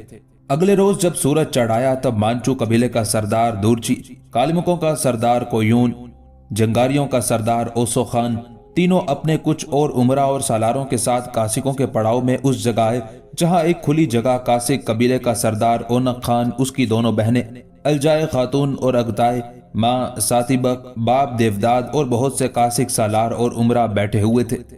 دورچی، اوسو خان اور قیون تینوں کے چہرے اترے ہوئے تھے۔ جب وہ تینوں اس جگہ آ کر بیٹھ گئے تب اونق خان انہیں مخاطب کر کے کہنے لگا، یہ گزشتہ شب جنوب میں شور کیا اٹھا تھا؟ کیا کچھ لشکری آپس میں جھگڑ پڑے تھے؟ اس پر جنگاری قبیلے کا سردار اوسو خان بول اٹھا، لشکریوں نے کیا جھگڑنا ہے؟ رات کو کالمکوں پر شب خون مارا گیا ہے اور بہت سے کالمکوں کو موت کے گھاٹ اتار دیا گیا ہے۔ اس خبر پر اونق خان اور اس کے سالار، اس کا باپ، بہنیں اور ماں چونکے تھے، یہاں تک کہ اونق خان کے باپ دیوداد نے پوچھ لیا، رات کو کالمکوں پر کس نے شب خون مارنے کی جرت اور جسارت کی؟ ایسی جرت اور جسارت اب ایک ہی شخص کر سکتا ہے اور وہ برخان ہے۔ رات کو برخان نے میرے قبیلے پر ہولناک شب خون مارا، قیون نے شکوہ بھری آواز میں کہنا شروع کیا تھا۔ اس نے میرے بہت سے جنگجوؤں کو موت کے گھاٹ اتار دیا۔ اس نے یہ حملہ میرے قبیلے پر 3 اطراف سے کیا تھا، جنوب، مغرب اور شمال سے، اور پھر کامیاب شب خون کے بعد وہ واپس چلا گیا۔ یہ خبر سن کر اونق خان ہی نہیں، اس کا باپ، ماں، بہنیں بھی اداس اور افسردہ ہو گئے تھے، یہاں تک کہ اونق خان نے کالمک قبیلے کے سردار قیون کو مخاطب کیا، قیون، اندازن تمہارا کتنا نقصان ہوا ہوگا؟ جواب میں دکھ کا اظہار کرتے ہوئے قیون کہنے لگا، انہوں نے کم از کم ہمارے 400 آدمیوں کو موت کے گھاٹ اتار دیا ہے اور شب خون مارنے کے ساتھ ہی ہمارے قبیلے کا کافی سامان بھی اٹھا کر لے گئے ہیں۔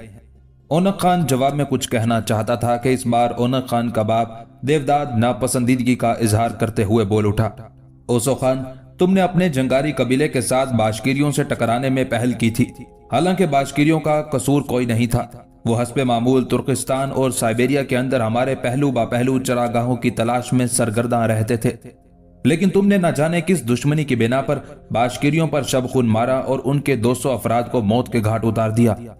اوسو خان، تم جانتے ہو تمہارے قبیلے کے اس طرح باشکیریوں پر حملہ آور ہونے سے جو 200 افراد موت کے گھاٹ اتارے گئے تھے ان میں باشکیری قبیلے کے سردار برخان کے ماں باپ، بہن بھائی بھی شامل تھے۔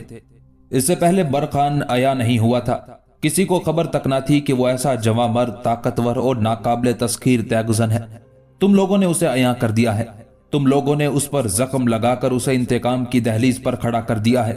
اوسو خان، تو نے اپنے قبیلے کے جنگجوؤں کے ساتھ باشکیریوں پر حملہ آور ہو کر ان کے 200 افراد کو موت کے گھاٹ اتارا۔ آج برخان اپنا رنگ دکھانا شروع ہو گیا ہے اور اس نے کالمکوں کے 400 افراد کو موت کے گھاٹ اتارا ہے اور کالمکوں کی لوٹ مار بھی کر گیا ہے۔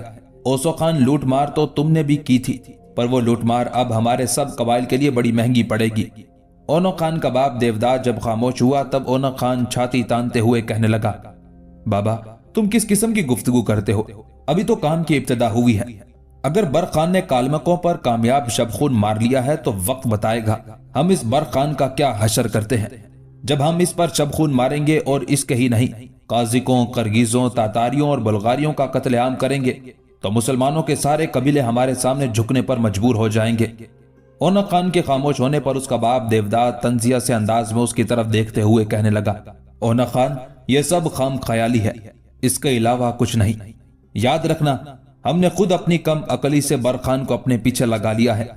تمہارے مقابلے سے پہلے کیا کوئی جانتا تھا کہ برخان ایسا نایاب تیغزن ہے اور ایسا پرقوت اور طاقتور جوان ہے؟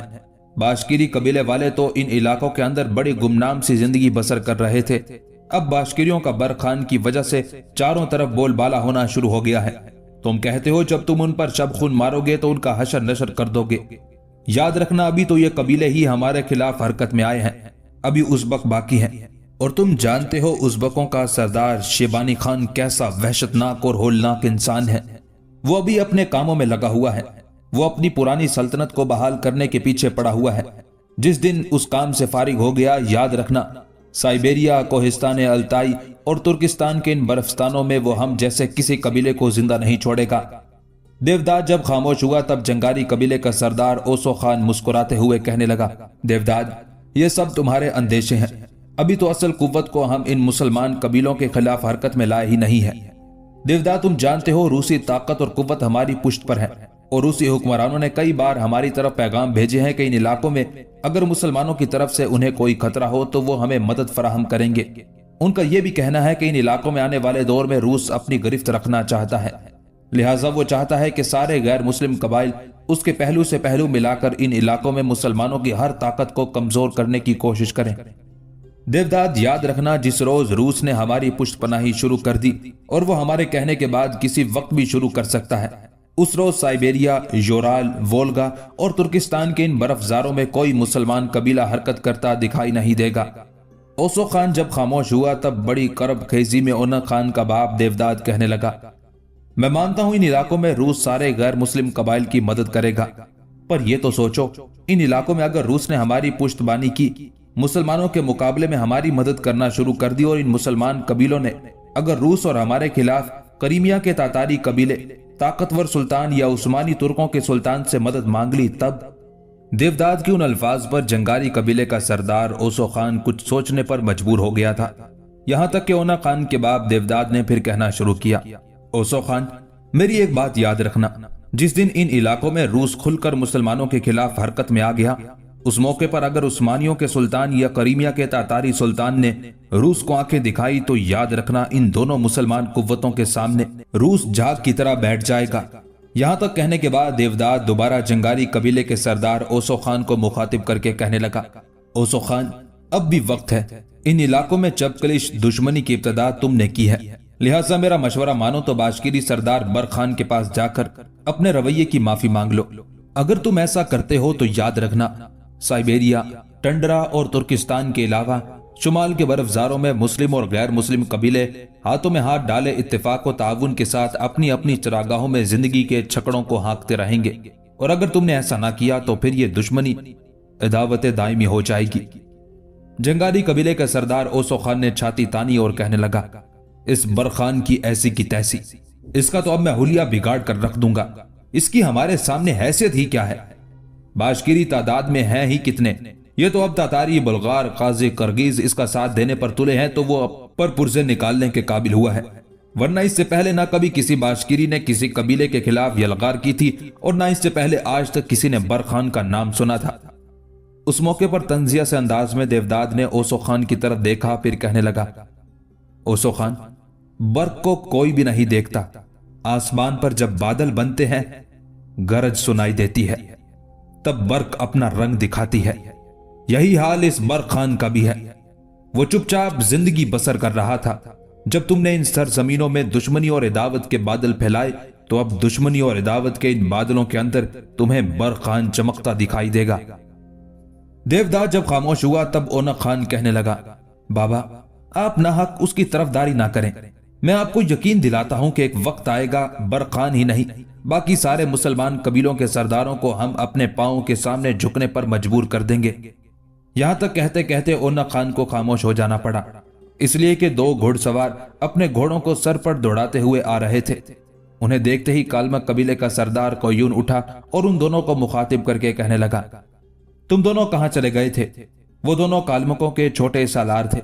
آنے والے اپنے گھوڑوں سے اترے اور قیون کو مخاطب کر کے کہنے لگے، سردار، رات کو جب برق خان نے ہم پر شب خون مارا تو وہ اور اس کے ساتھی سالار ہمیں اٹھا کر لے گئے تھے، کیا انہوں نے تم پر سختی کی اور تم سے کچھ جاننے کی کوشش کی، ہمارے قبیلوں کے بھید جاننا چاہے؟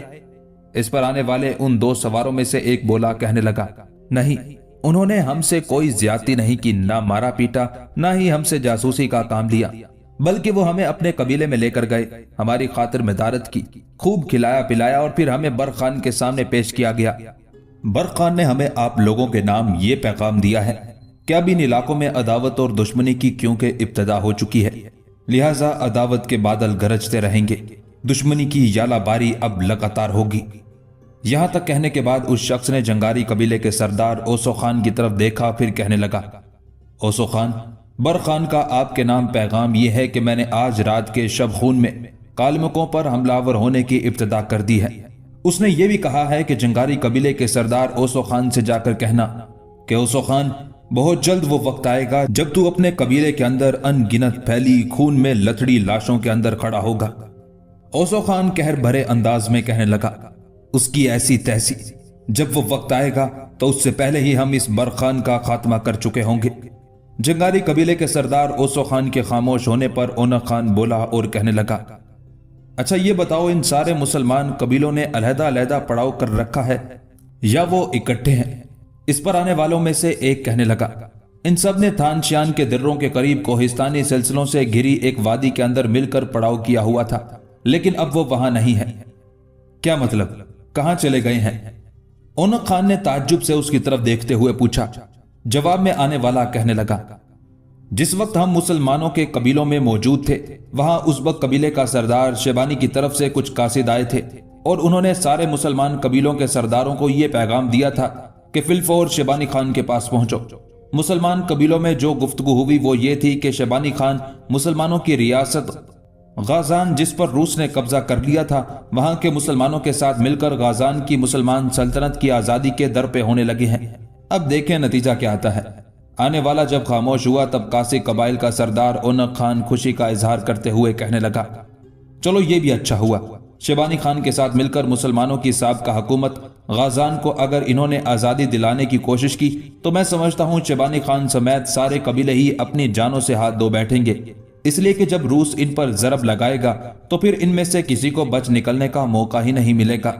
اس پر اونق خان اپنی جگہ پر اٹھ کھڑا ہوا اور سارے سرداروں کو مخاطب کر کے کہنے لگا، آؤ اپنے اپنے قبیلوں سے کچھ سامان اکٹھا کریں اور کالمکوں میں پہنچائیں۔ اس کے ساتھ ہی اونق خان، قیون، اوسو خان اور دورچی چاروں اٹھ کر اپنے ساتھیوں کے ساتھ ایک طرف ہو لیے تھے۔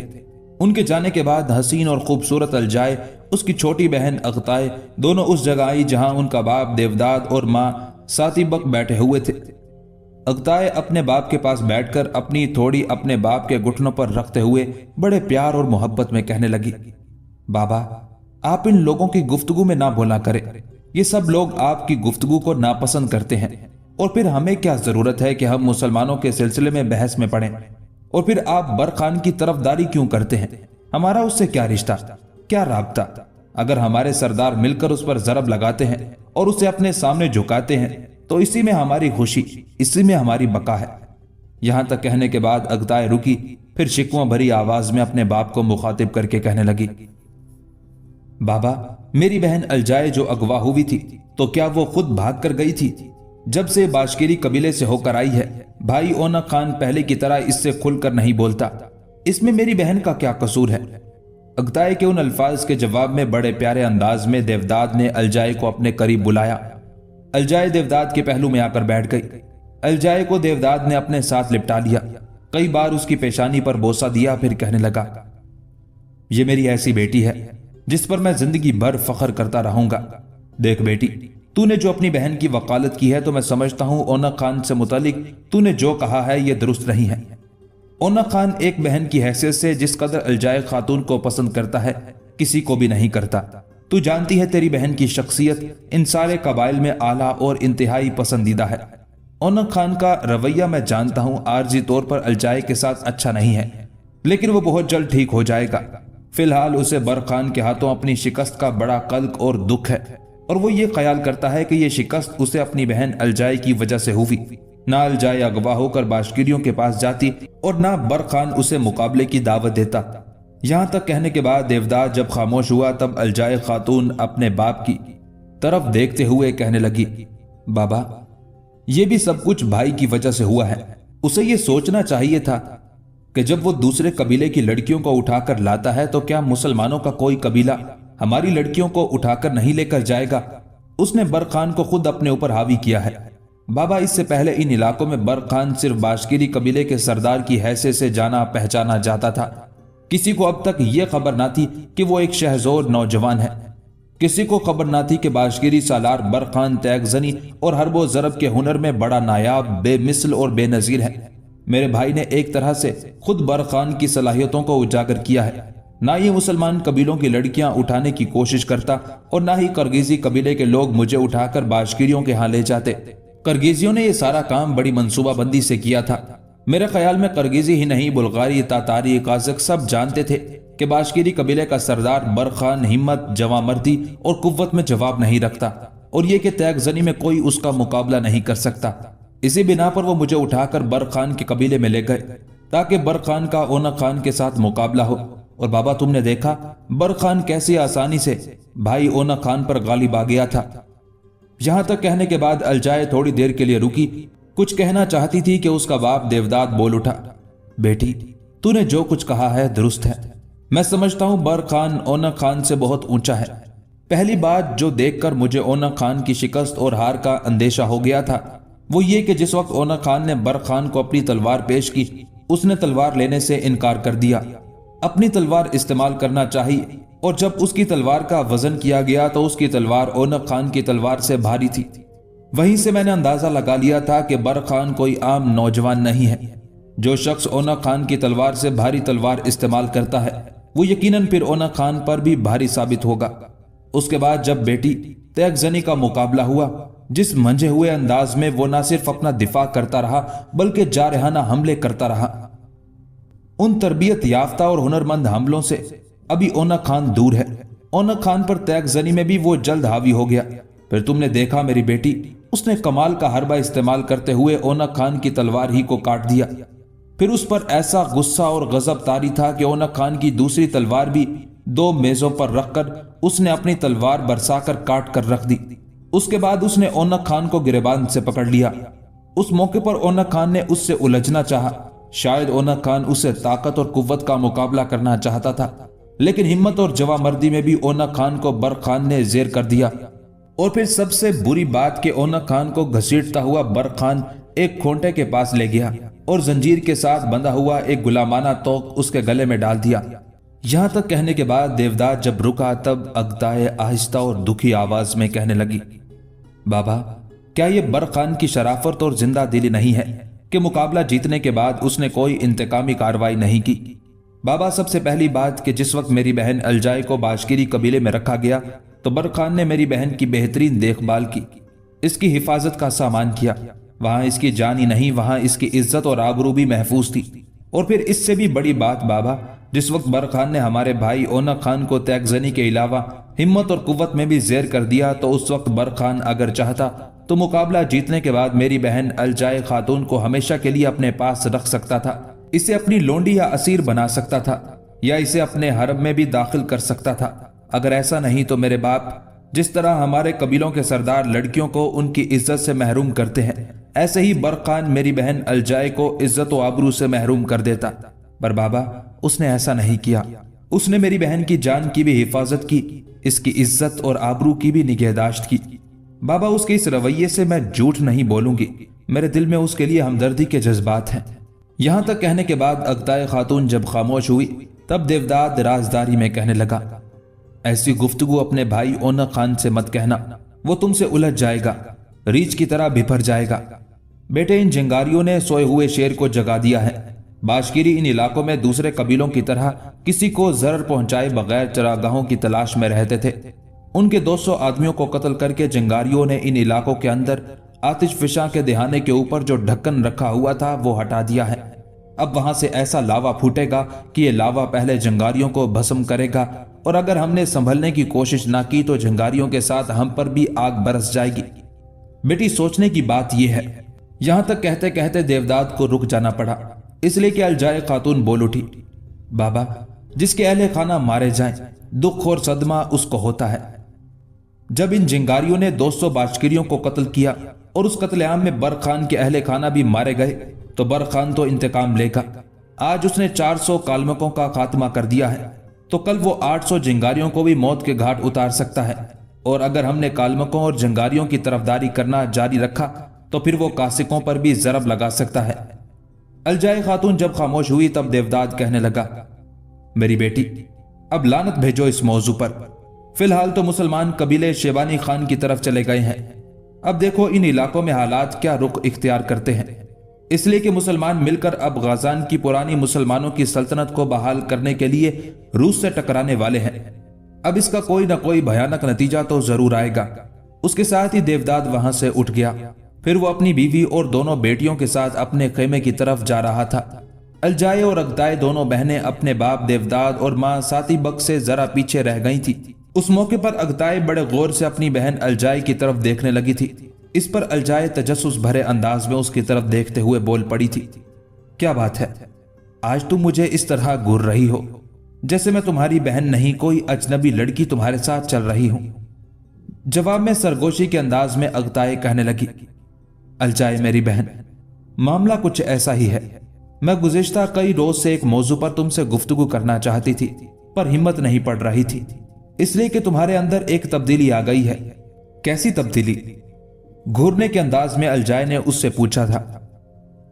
اس پر اگتائے پھر بول اٹھی، میری بہن، تمہاری ذات کی نسبت سے سائبیریا، ٹنڈرا، ترکستان اور شمال کے ان برفزاروں میں دو چیزیں بڑی عام بلکہ مشہور و معروف تھی۔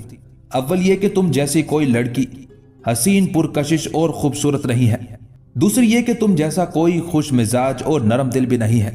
میری عزیز بہن، برا مت ماننا، تمہاری یہ دونوں صفات اس وقت تک تمہارے اندر ہی موجود تھی جب تک تمہیں اغوا کر کے باشکیریوں میں نہیں پہنچا دیا گیا تھا۔ جب تم وہاں سے لوٹی تمہارے پاس ایک صفت تھی، دوسری صفت تم کھو چکی تھی، یعنی خوبصورتی۔ تمہارا حسن، تمہارا جمال تو ویسے کا ویسا ہی رہا، لیکن تم اپنی خوش طبی، اپنی نرم روی وہاں کھوائی ہو۔ اس سے مجھ سے دو طرح کے خدشات ٹکراتے ہیں، یا ان الفاظ کو تم یوں بھی کہہ سکتی ہو کہ اس وجہ سے دو طرح کے شبہات میرے دل میں اٹھتے ہیں۔ پہلا یہ کہ وہاں کسی نے تمہیں عزت، آبرو اور عصمت سے محروم کر دیا ہے اور تم خوش طبی بھول کر اندر ہی اندر گیلی لکڑی کی طرح سلگ رہی ہو۔ دوسری وجہ یہ ہو سکتی ہے کہ تم اپنی کوئی عزیز چیز وہاں بھول آئی ہو۔ جواب میں الجائے نے پھر اس کی طرف گھورا، کہنے لگی، اگتائے، ان دنوں تم کچھ زیادہ ہی نہیں بولنے لگ گئی ہو۔ جواب میں اگتائے نے اپنے ساتھ لپٹا لیا، پھر اس کے کان میں کہنے لگی، میں تمہاری چھوٹی بہن ہوں، مجھ سے کچھ مت چھپانا۔ دیکھ، مجھے اگر اپنا رازدار بنا لو گی تو ہو سکتا ہے تمہارا دکھ، تمہارا غم بڑھ جائے۔ بولو، کیا تمہیں کسی نے وہاں تمہاری عزت اور آبرو سے محروم کر دیا تھا؟ کیا ایسا برخان نے کیا تھا؟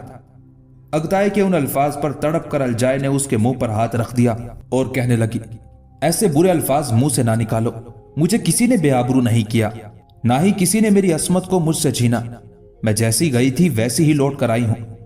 مجھے اس بات پر بھی فخر ہے کہ جس قدر میرا خیال میرے اپنے قبیلے میں رکھا جاتا تھا، اس سے کہیں زیادہ اچھا اور بہتر میرا خیال باشکیری قبیلے میں رکھا گیا۔ اگتائے میری بہن، جہاں تک باشکیری قبیلے کے سردار برق خان کا تعلق ہے تو وہ بہت اچھے انسان ہیں۔ میرے ساتھ ان کا سلوک بڑا ہمدردانہ تھا، انہوں نے ہمیشہ میری عزت، میرا احترام کیا۔ اگتائے، میں لگ بھگ ایک ماہ ان کے پاس رہی، مجھے ان کے قبیلے میں گھومنے کی کھلی آزادی تھی۔ برق خان نے اپنے قبیلے کی کچھ لڑکیوں کو مقرر کیا ہوا تھا جو نہ صرف میری ضروریات کا خیال رکھتی تھی، دن کے علاوہ رات کے اس وقت تک جب تک میں چاہتی میرے پاس بیٹھتی تھی، میرا دل بہلاتی تھی۔ ہر روز میری بہترین تواضع اور بہترین دعوت کا اہتمام کیا جاتا تھا۔ اگتائے، وہاں مجھے میری آبرو اور عصمت سے محروم کرنا تو بہت دور کی بات، کوئی مرد مجھے گھور کر دیکھنے کی جرت نہیں کرتا تھا۔ شاید ایسا برق خان کے حکم پر ہوتا تھا یا یہ مسلمانوں کے اصولوں میں شامل ہے۔ الجائے جب خاموش ہوئی تب اس کی طرف بڑے غور سے دیکھتے ہوئے اس بار اگتائے پھر بول اٹھی، اگر جیسی تم گئی تھی ویسی ہی لوٹ آئی ہو، تمہاری گوہر عصمت تمہارے پاس محفوظ ہے، تمہاری آبرو کی وہاں حفاظت کی گئی ہے، تو پھر کوئی چیز تم وہاں بھول آئی ہو۔ کیا کہیں دل تو نہیں لگ گیا؟ کیا کسی کی طرف راغب تو نہیں ہو گئی تھی؟ اگتائے کے ان الفاظ پر الجائے نے ایک میٹھی سی نگاہ اپنی چھوٹی بہن اگتائے پر ڈالی، پھر اس کی گردن جھک گئی تھی۔ اس پر اگتائے کو حوصلہ ہوا، اپنا ہاتھ اس کی ٹھوڑی کے نیچے رکھ کر اس کا چہرہ اوپر اٹھایا اور کہنے لگی، میری عزیز بہن، یوں نہیں، مجھے شک تو شروع دن سے ہی ہو گیا تھا لیکن ہمت نہیں ہو رہی تھی، لیکن اب تمہارے رد عمل سے میں یہ ضرور بھانپ اور جان گئی ہوں کہ تمہاری اس اداسی، تمہاری اس چپ کے پیچھے، اس کی تہ میں ضرور کوئی علت اور وجہ ہے۔ دیکھ میری بہن، اپنے دل کی بات مجھ سے کہے گی تو تمہارا دکھ ہلکا ہو جائے گا، اپنی ذات سے وابستہ کوئی غم مجھ سے کہہ دو گی تو یاد رکھنا اس غم کے غبار چھٹ جائیں گے۔ بولو، کیا معاملہ ہے؟ کیا وہاں تم کسی کو پسند کرنے لگی ہو؟ الجائے منہ سے کچھ نہ بولی، تاہم بالکل آہستگی سے اس نے اس بات میں گردن ہلا دی تھی۔ کیا تمہاری محبت کا مرکز اور محور باشکیری قبیلے کا سردار برق خان ہے؟ الجائے نے پھر اس بات میں گردن ہلائی تھی، تاہم اس موقع پر اس کے چہرے پر ہلکا سا تبسم بھی تھا۔ الجائے کی اس ادا پر اگتائے مسکرائی اس کے بعد اس نے پھر سوال داغنے شروع کر دیے تھے۔ الجائے میری پیاری بہن، تم تو کسی کے لیے رشتے کی ہاں ہی نہیں کرتی تھی۔ بڑے بڑے عمرہ، بڑے بڑے سرداروں نے تمہارا رشتہ مانگا، لیکن تم نے ہر ایک کی طلب کو اپنے پاؤں کی ٹھوکر پر رکھا۔ میری عزیز بہن، آخر تم گری ہو تو کہاں اور کیسے گری ہو؟ ان علاقوں میں دریائے وولگا سے لے کر کوہستان التائی تک بڑے بڑے لوگوں نے تمہاری خوبصورتی، تمہارے حسن کے چرچے، تمہاری شخصیت کی کشش سن کر تمہارا رشتہ مانگا، لیکن تم نے کسی کے معاملے پر غور نہ کیا۔ آخر تم شہد کی طرح خود ہی اپنے آپ کو کسی پر انڈیل چکی ہو، یا دوسرے معنی میں اپنے آپ کو برخان پر نچھاور کر چکی ہو۔ تو یہ کیسے اور کس طرح ہوا؟ دیکھو، اب تمہیں مجھ سے شرمانے اور نہ کچھ چھپانے کی ضرورت ہے۔ کھل کر کہو، محبت کرنا تمہارا حق ہے، اپنی زندگی کا ساتھی اپنی مرضی کے مطابق چننا یہ بھی تمہارا حق ہے، یہ تم سے کوئی چھین نہیں سکتا۔ اگتائے کے ان الفاظ سے الجائے کو کچھ حوصلہ ہوا، پھر کہنے لگی، اگتائے میری بہن، دیکھ یہ تو بعد میں عیاں ہو گیا تھا کہ مجھے یہاں سے اٹھا کر لے جانے والے کرگیز تھے۔ ان کا بھی سلوک میرے ساتھ بہت اچھا تھا۔ کرگیزوں نے مجھے اپنے ہاں شاید اس لیے نہیں رکھا تھا کہ کرگیز ہمارے قبیلے کا مقابلہ نہیں کر سکتے تھے، یا یوں جانو سارے مسلمان قبیلوں نے برخان کو اپنا سربراہ اور سالار چن لیا تھا۔ اسی بنا پر کرگیزوں نے مجھے اٹھا کر وہاں پہنچایا۔ وہاں سب سے پہلی بات یہ کہ میرے لیے وہاں ایک بہترین سجا ہوا اور آراستہ یورت تیار کیا گیا تھا، جس کے اندر میری ضروریات کا سارا سامان تھا۔ میرے لیے وہاں اچھے اچھے لباس بھی مہیا کیے گئے تھے، لیکن میں ان میں کسی چیز سے متاثر نہیں ہوئی تھی۔ جس چیز نے مجھے متاثر کیا میری بہن، وہ کچھ یوں ہے کہ باشکیری قبیلے کا سردار برخان صبح و شام ہر روز میری خیریت دریافت کرنے آتے تھے۔ بس ان کے انداز نے یوں جانو میری دنیا ہی بدل کر رکھ دی۔ جب وہ آتے تھے تو میرے یورت کے پاس کھڑے ہو کر مجھے آواز دیتے تھے۔ جب میں یورت کے دروازے کے پاس آتی تھی تو پھر مجھ سے گفتگو کرتے تھے، مجھ سے پوچھتے تھے کہ مجھے وہاں کوئی تکلیف تو نہیں، میری ضروریات کا خیال ٹھیک رکھا جا رہا ہے، کسی چیز کی ضرورت ہو تو بتائیں۔ جب وہ گفتگو کرتے تھے اگتائے میری طرف نہیں دیکھتے تھے، زمین کی طرف دیکھتے تھے، نگاہیں جھکا کر رکھتے تھے۔ اگتائے اکثر ایسا بھی ہوا جب وہ گفتگو کرتے تھے ان کی پیٹھ میری طرف ہوتی تھی، منہ دوسری طرف ہوتا تھا۔ یوں جانو ان کی شرافت، ان کے اچھے اصول نے سب سے پہلے مجھ پر محبت کا شب خون مارا۔ اس شب خون کو شروع میں ہمدردی سمجھی تھی، اور جب وہاں رہتے ہوئے مجھے یہ پتا چلا کہ جنگاریوں نے باشکیریوں پر حملہ ہو کر ان کے 200 آدمیوں کو موت کے گھاٹ اتار دیا، اور مرنے والوں میں برخان کے ماں باپ، بہن بھائی اور کچھ دوسرے عزیز و اقارب بھی تھے، تب برخان سے میری اس ہمدردی میں تھوڑی شدت آ گئی تھی۔ اس ہمدردی کی وجہ سے میری بہن، جب مجھے یہ پتا چلا کہ برخان اور میرے بھائی کا تیغ زنی کا مقابلہ ہونے والا ہے، تب میں ڈرنے لگی کہ اگر برخان میرے بھائی سے ہار گیا تو برخان کی بڑی رسوائی ہوگی، اور ہمدردی مجھے اس سے ہو گئی تھی۔ اس بنا پر میں ایسا نہیں چاہتی تھی۔ اگتائے میں تم سے جھوٹ نہیں بولوں گی، میں اپنے بھائی کے مقابلے میں برخان کی کامیابی اور کامرانی کی دعائیں مانگا کرتی تھی۔ اس کے بعد جب مقابلہ ہوا اور مجھے یورت کے دروازے پر کھڑا کر دیا گیا، تب میں بڑی بے چین تھی، اور جب برخان بڑی آسانی سے مقابلہ جیت گیا تو اگتائے میری بہن وہ ہمدردی برخان سے محبت میں تبدیل ہو گئی۔ اس کے بعد برخان نے ایک ایسا کام کیا کہ اس سے میری محبت میں اضافہ ہو گیا، جو اس نے فراخ دلی کا مظاہرہ کرتے ہوئے نہ صرف میرے بھائی کو معاف کر دیا، واپس اپنے قبیلے میں جانے کی اجازت دے دی، بلکہ مجھے بھی اپنے بھائی کے ساتھ اپنے قبیلے میں جانے کے لیے کہہ دیا۔ مجھے اپنے پاس اسیر نہیں بنایا، لونڈی یا خادمہ بنا کر نہیں رکھا۔ اس کے اس فیصلے نے بس یوں جانو میرے اندر ایک تبدیلی اور انقلاب برپا کر دیا، میری کایا پلٹ کر رکھ دی۔ اگتائے میری بہن، وہ بہت اچھا انسان ہے۔ تم نے دیکھا جب تک اسے چھیڑا نہیں گیا اس نے اپنے آپ کو عیاں اور نمایاں نہیں کیا۔ جنگاری قبیلے نے اس پر حملہ آور ہو کر اس کے قبیلے، اس کے خاندان کو ناقابل تلافی نقصان پہنچایا۔ جنگاریوں کے مقابلے میں کیونکہ وہ ایک چھوٹے قبیلے کا سالار ہے، لہٰذا فی الفور انتقام نہ لے سکا۔ اسی بنا پر اس نے ان علاقوں میں سارے مسلمان قبیلوں کو متحد کر دیا ہے۔ اب پہلی ضرب اس نے کالمکوں پر لگائی ہے، 200 کی بجائے اس نے ان کے 400 کا نقصان کیا ہے۔ میرا دل کہتا ہے کہ کچھ عرصے بعد اپنی طاقت اور قوت کو مزید استوار کرنے کے بعد وہ کسی مناسب موقع پر ان جنگاریوں کے خلاف بھی حرکت میں آئے گا اور ان سے ان کی بدعمالیوں کا انتقام ضرور لے گا۔ مجھے ان خدشات کا بھی ڈر ہے کہ ہمارے قبیلے نے جنگاریوں، کالمکوں اور مانچو قبیلے کا ساتھ دیتے ہوئے مسلمان قبائل کے خلاف مزید کارروائیاں کی تو برخان ہمارے قبیلے کے خلاف بھی حرکت میں آ سکتا ہے۔ گو ان علاقوں میں سارے غیر مسلم قبائل کا روس کی حکومت سے رابطہ اور تعلق ہے۔ روسی حکومت چاہتی بھی ہے کہ ان علاقوں میں سارے مسلمان قبائل کو زیر کر کے یہ سارے علاقے اپنے تسلط میں کر لے۔ इसके बावजूद इन इलाकों में मुसलमानों की एक ताकत और कुव्वत है, और उसे फूंक मारकर जलते दिए की तरह बुझा देना और मिटा देना इतना आसान नहीं। मैं समझती हूँ मुसलमान इन इलाकों में वो शम्मा है जो आंधियों में जलने का हुनर भी जानती है। यहां तक कहने के बाद अलजाए जब खामोश हुई तब तफक्कुरात भरे अंदाज में अक्ताए बोल उठी, मेरी अजीज बहन, मुझे तुम्हारी चुप, तुम्हारी खामोशी के राज का पता तो चल गया है। मैं खुश हूं कि तुमने मुझसे कोई चीज छुपाई नहीं।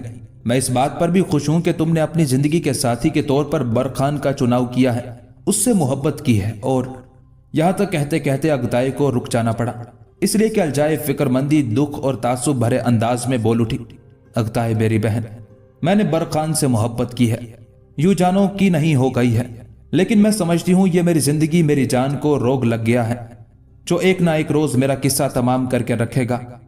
वो क्यों? गौर और तफक्कुरात भरे अंदाज में अलजाए की तरफ देखते हुए अगताए ने पूछ लिया था, मेरी बहन, बात यह है कि तुम जानती हो बरखान से मेरी इस मोहब्बत की कोई कदर नहीं करेगा। मैं एक बार उसके कबीले में रहकर आई हूं, उसकी मोहब्बत में मुब्तला हो गई हूं। अब जिंदगी भर ना मुझे कोई उससे मिलने देगा, ना ये पसंद करेगा कि मैं उसे अपनी जिंदगी का साथी बनाऊं, और ना ही कोई ये पसंद करेगा कि मैं उसके सामने जाकर उसके रूबरू अपनी मोहब्बत के चंद बोल ही बोल सकूं। मैं ये भी ख्याल करती हूं कि मेरी ये मोहब्बत फिलहाल एक तरफा है। बरखान मेरी तरफ माइल नहीं हुआ, ना ही उसे ये खबर है कि मैं उसे चाहने लगी हूं। लिहाजा मेरा ख्याल है मेरी ये मोहब्बत, मेरी ये चाहत यूं ही सुलग सुलग कर अपने अंजाम को पहुंच जाएगी। शायद बरखान से पहली मुलाकात अब आखिरी मुलाकात है। आने वाले दौर में कौन मुझे उससे मिलने देगा। अलजाए खातून के इन अल्फाज पर अगताए भी बेचारी फिक्रमंद हो गई थी। फिर उसने अलजाए को अपने साथ लिपटा लिया और कहने लगी, अब ज्यादा फिक्रमंदी का शिकार ना हो। चलो शायद कभी ऐसा रास्ता निकल आए कि तुम अपनी मोहब्बत को पा सको। देखो, जब कहीं उमड़ कर सैलाब आता है तो उसके सामने बंद बांधा गया होता है, तो एक छोटा सा सुराख भी पानी को मिल जाता है तो वहां से रास्ता बनाकर हर चीज को चीर फाड़ कर रख देता है। हो सकता है तुम्हारे लिए बरखान से मिलने का कोई रास्ता बन जाए। अब आओ खेमे की तरफ चलें। बाबा और अम्मा से हम बहुत पीछे रह गए हैं। वो शक करेंगे कि न जाने हम किस मौजू पर गुफ्तगू करने लग गई हैं। अलजाए ने अपनी छोटी बहन की उस तजवीज से इत्तेफाक किया था। फिर दोनों तेज तेज कदम उठाती हुई अपने माँ बाप के पीछे अपने खेमे की तरफ जा रही थी। सारे मुसलमान कबीले जब उज़्बकों की हदूद में दाखिल हुए तब उज़्बक सरदार शेबानी खान, उसके चचा कोचकुंजी, चचाजाद भाइयों में से अबू सईद, अब्दुल्ला, अब्दुल लतीफ और भतीजे उबैदुल्ला ने अपने उमरा और सालारों के साथ मिलकर सारे मुसलमान कबाइल के सरदारों का बेहतरीन अंदाज में इस्तकबाल किया। फिर सब एक जगह बैठ गए। उसके बाद शेबानी खान ने बड़ी शफकत से बाशकीरी सरदार बरखान की तरफ देखते हुए कहना शुरू किया, बरखान, सबसे पहले तो मैं तुम्हें मुबारकबाद पेश करता हूं कि तुमने तैगजनी के मुकाबले में कासिकों के सरदार ओनक खान को अपने सामने जेर करके इन इलाकों में हर मुसलमान का सर फख्र से ऊंचा कर दिया है। इसके लिए मैं अपने करगिजी भाइयों को भी मुबारकबाद पेश करता हूं कि उन्होंने कमाल हुनरमंदी से ओनक खान की बहन अलजाए खातून को उठाकर बर खान के कबीले में पहुंचा दिया, जिसके नतीजे में ओनक खान के साथ तैगजनी का मुकाबला हुआ। बर खान, कसम खुदाबंदे मोहतरम और मेहरबान की, मैंने तुम्हारी जात से मुतल्लिक जो उम्मीदें वाबस्ता कर रखी थी उनसे भी कहीं अरफा और बुलंद साबित हुए हो। यहां तक कहने के बाद उज़्बक सरदार शेबानी खान जब खामोश हुआ तब उसके उन अल्फाज पर सारे सरदारों ने उसका शुक्रिया अदा किया। फिर बर खान शेबानी खान को मुखातिब करके कहने लगा, अब आप ये बताएं कि जिस मकसद के लिए आपने हम सबको बुलाया है उसकी इब्तिदा कब होगी। काजान का इलाका मुसलमानों का इलाका है जिस पर रूस ने जबरदस्ती कब्जा कर लिया है। अगर हम सब कबाइल मिलकर काजान वालों की मदद करें और काजान को रूसी तसल्लुत से निजात दें तो न सिर्फ ये मुसलमानों बल्कि आलम इस्लाम की बेहतरीन खिदमत होगी। बर खान जब खामोश हुआ तब उसकी तरफ बड़े गौर से देखते हुए शेबानी खान कहने लगा, फिलहाल मैंने तुम लोगों को काजान की मदद के लिए रूस पर हमलावर होने के लिए नहीं बुलाया। दरअसल मैं अपनी मुहिम की इब्तिदा करना चाहता हूँ। पहले इन इलाकों में अपनी हुकूमत कायम करके और उसे इस्तेहकाम देने के बाद हम काजान की मदद के लिए रूस के खिलाफ हरकत में आएंगे। मैंने तुम लोगों को इसलिए बुलाया है कि क्या तुम मेरी इन मुहिमों में मेरा साथ देने के लिए तैयार हो। यहां तक कहने के बाद शेबानी रुका, चंद लम्हे गौर से बरखान की तरफ देखा, फिर कहने लगा, बरखान मेरे अजीज, अब तुम ये पूछोगे कि मैंने तुम लोगों को काजान की मदद के लिए बुलाया है, तो मेरे अजीज ये अपनी कार्रवाइयों को खुफिया रखने के लिए किया गया है। फिलहाल मैं अपने दुश्मनों पर जाहिर नहीं करना चाहता کہ میں ان کے خلاف حرکت میں آنے والا ہوں۔ اچانک میں اپنے کام کی ابتدا کروں گا اور ان علاقوں میں اپنی پرانی اور قدیم سلطنت کو بحال کروں گا۔ اس کے بعد میں آس پاس کے مسلمانوں کی بہتری اور بھلائی کے کام شروع کروں گا۔ اب بولو تم لوگ کیا کہتے ہو؟ اس موقع پر سب سردار برق خان کی طرف دیکھنے لگے تھے، گویا وہ برق خان کو اپنا سالار اعلیٰ چن چکے تھے۔ چنانچہ برق خان مسکراتے ہوئے کہنے لگا، محترم شیبانی خان، آپ نے سوال ہی غلط کیا ہے۔ جب آپ اپنے کام کی ابتدا کرنا چاہتے ہیں، ان علاقوں میں اپنی پرانی حکومت کو بحال کرنا چاہتے ہیں، تو پھر اس سلسلے میں آپ کو ہم سے پوچھنے کی کیا ضرورت ہے؟ ہم تو سب مل کر آپ کو اپنا رہنما بنا چکے ہیں، آنکھیں بند کر کے آپ کا ساتھ دینے کے لیے تیار ہیں۔ پھر آپ ہم سے کیوں پوچھتے ہیں کہ ہم اس سلسلے میں آپ کا ساتھ دیں گے کہ نہیں؟ برق خان کے ان الفاظ پر شیبانی خان ہی نہیں، اس کا چچا کوچو کنجی اور دیگر سب بھی خوش ہو گئے تھے۔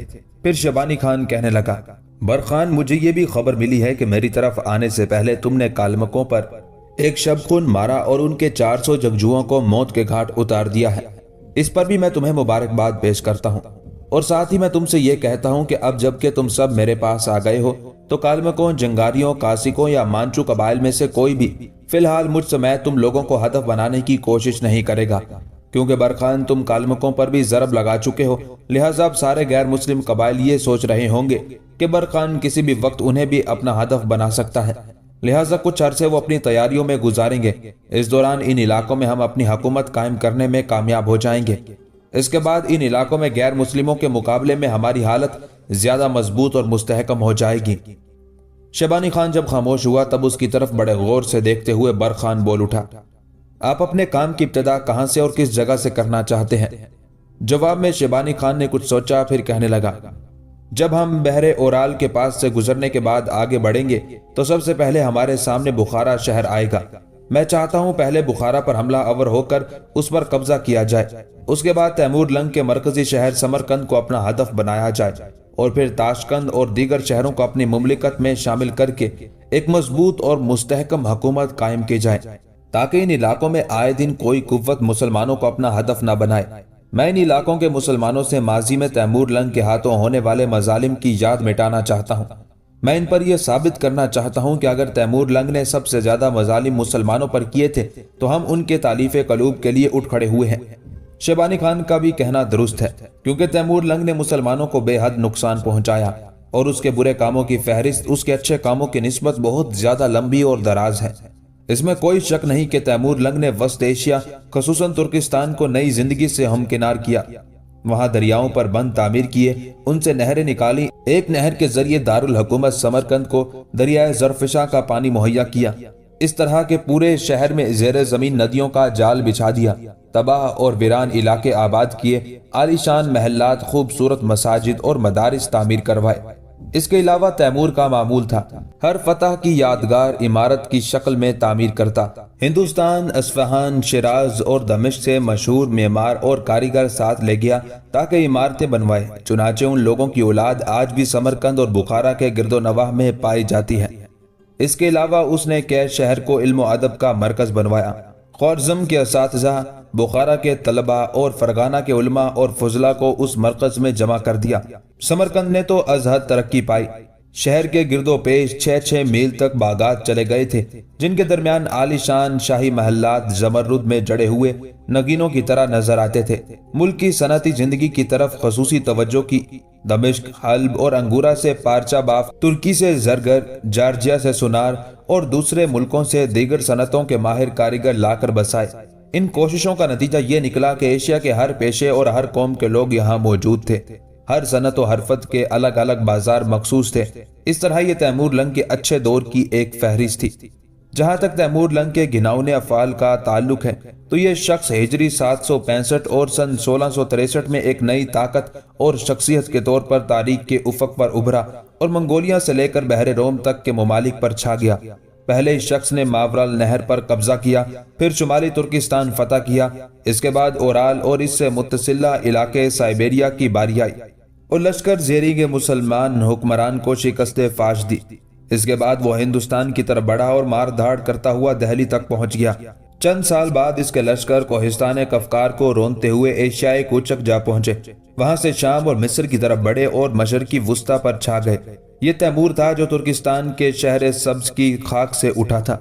تیمور کا کردار دراصل ان حکمرانوں کی نہایت عمدہ مثال ہے جنہیں اپنی شخصی عظمت اور سربلندی کی خاطر کوئی بھی کام کر گزرنے سے دریغ نہیں ہوتا۔ وہ مسلمان تھا جسے اپنے قول کے مطابق قرآن کریم سے گہرا شغف تھا، لیکن اس نے اپنے عزائم اور امنگوں کی آبیاری اور اپنی ذوت کا جوا مسلط کرنے کے لیے بڑے بڑے جابر اور صفاق غیر مسلم فاتحین کو بھی مات کر دیا۔ اس بے رحم شخص نے آبادیوں کی آبادیاں غارت کی، مفتوحہ علاقوں کے باشندوں کو مرد عورت بوڑھے اور بچے کی تمیز کیے بغیر ایسی صفاقی سے موت کے گھاٹ اتارا کہ چنگیز اور ہلاکو کی وحشت ناک داستانیں گرد ہو کر رہ گئی۔ دہشت گردی اس کا سب سے بڑا حربہ تھا۔ جو لوگ مزاحمت کرتے انہیں سخت سزا دیتا، بعض اوقات پوری کی پوری آبادی موت کے گھاٹ اتار دیتا تھا۔ مرغیانہ شہر کے باشندوں نے اس کے خلاف بار بار بغاوت کی۔ آخر زبردست مزاحمت کے بعد یہ علاقہ سرنگوں ہو گیا تو تیمور نے پوری آبادی کے قتل عام کا حکم دے دیا۔ 3 مہینے تک اس شہر میں مسلمانوں کا قتل عام ہوتا رہا۔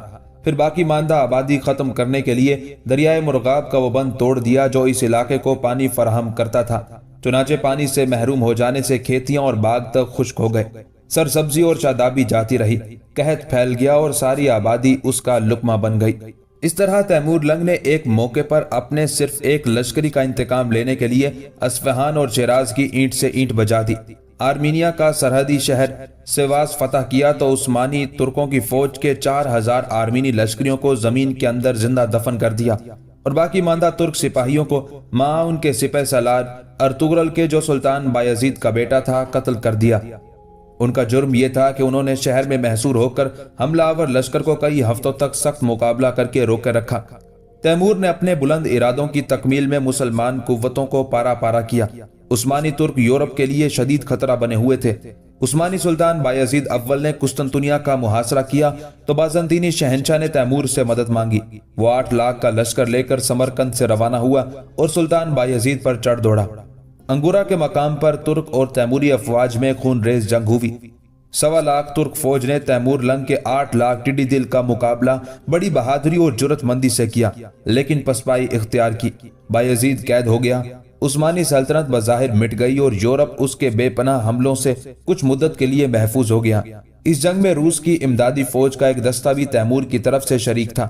کوہستان کفکار کی طرف یلغار کرنے سے پہلے اس نے بحیرہ کیسپیئن کے کنارے روسی بحریہ سے سامان رسد بھی حاصل کیا تھا۔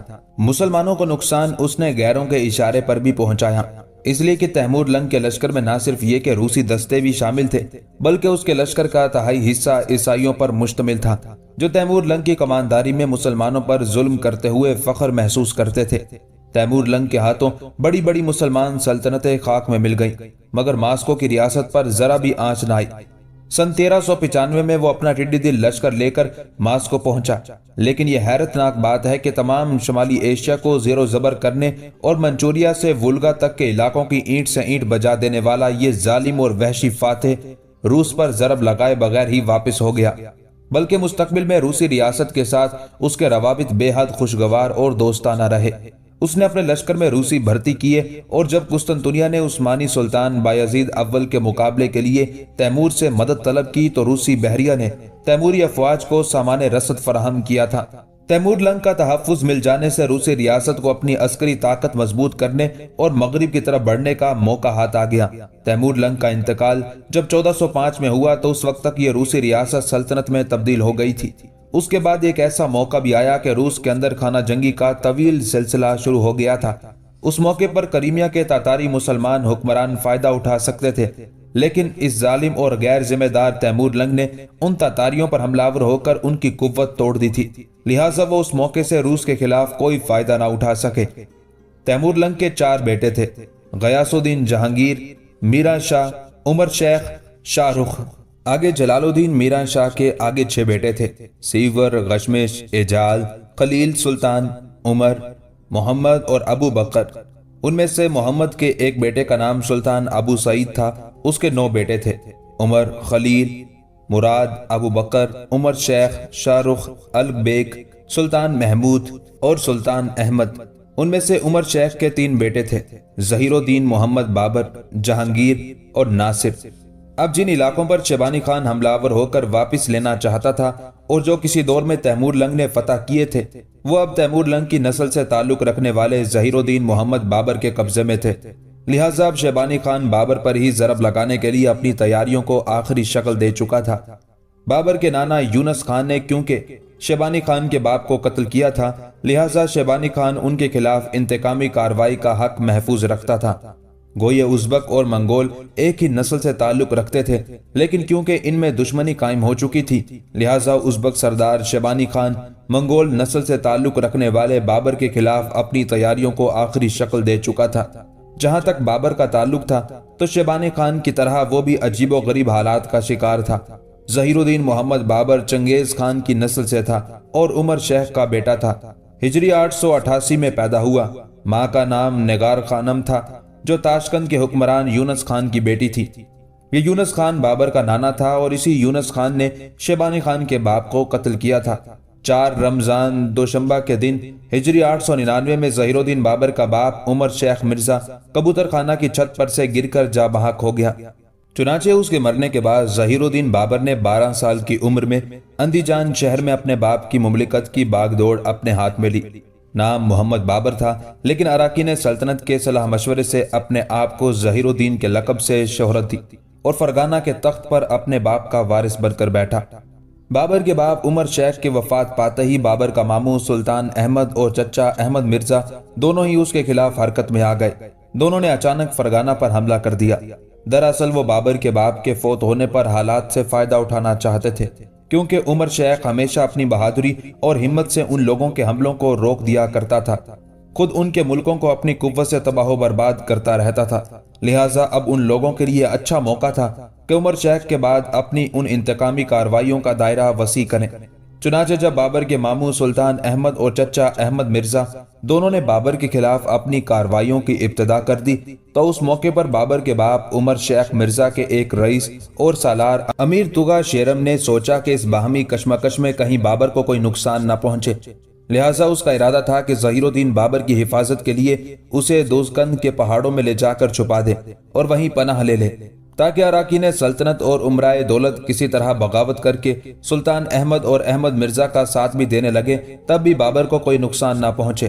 لیکن اسی موقع پر مولانا قاضی جو اندیجان کے شرفا کے خاندان سے تھے اور شیخ برہان الدین بلخی کی یادگار تھے، انہوں نے امیر توغا شیرم کو اس ارادے سے باز رکھنے کو کہا، اور یہ شخص جس کو مولانا قاضی کہتے تھے ظہیر الدین بابر کے ساتھ اندیجان کے قلعے میں بند ہو گیا اور تمام اراکین سلطنت قلعے کو دشمن کے حملے سے بچانے کے لیے حصار قلعہ کو خوب مضبوط اور مستحکم کرنا شروع کر دیا۔ اسی دوران میں بابر کے باپ کے 2 سالار حسین یعقوب اور امیر قاسم جو بابر کے باپ کے دور میں قرغستان کو فتح کرنے کے لیے گئے ہوئے تھے، وہ بھی اپنی مہم سے واپس آ گئے اور انہوں نے نہایت خلوص اور محبت کے ساتھ ظہیر الدین بابر کا ساتھ دینے کا عزم کر لیا۔ پھر ان دونوں سالاروں کے آنے سے بابر کی طاقت اور قوت میں خوب اضافہ ہوا۔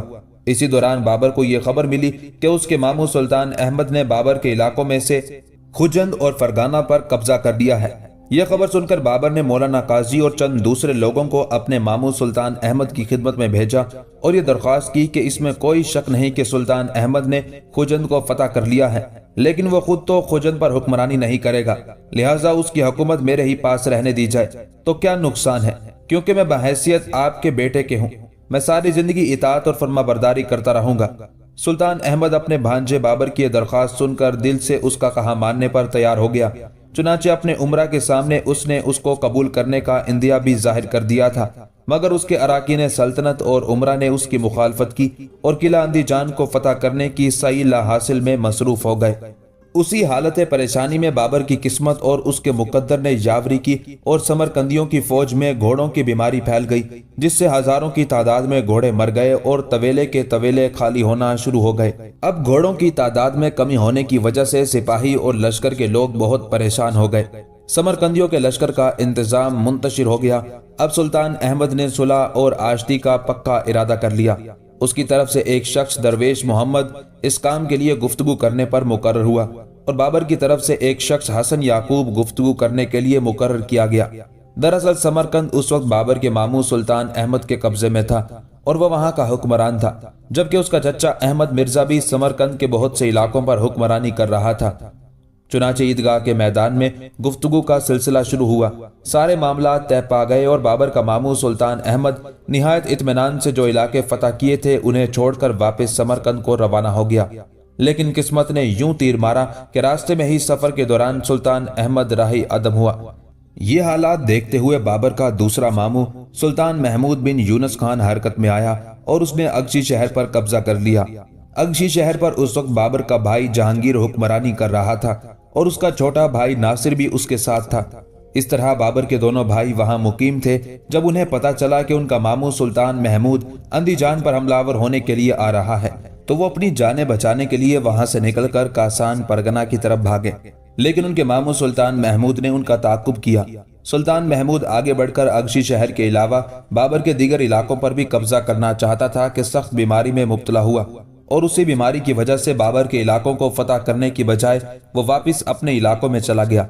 بابر ابھی پریشان حال ہی تھا کہ کاشگر اور ختن کے حکمران شیخ ابو بکر نے دوزکند پر حملہ کر دیا اور یہ علاقہ بابر کی ملکیت تھا۔ کاشگر اور ختن کے حاکم نے جی بھر کر شہر اور شہر کے لوگوں کو تباہ و برباد کیا۔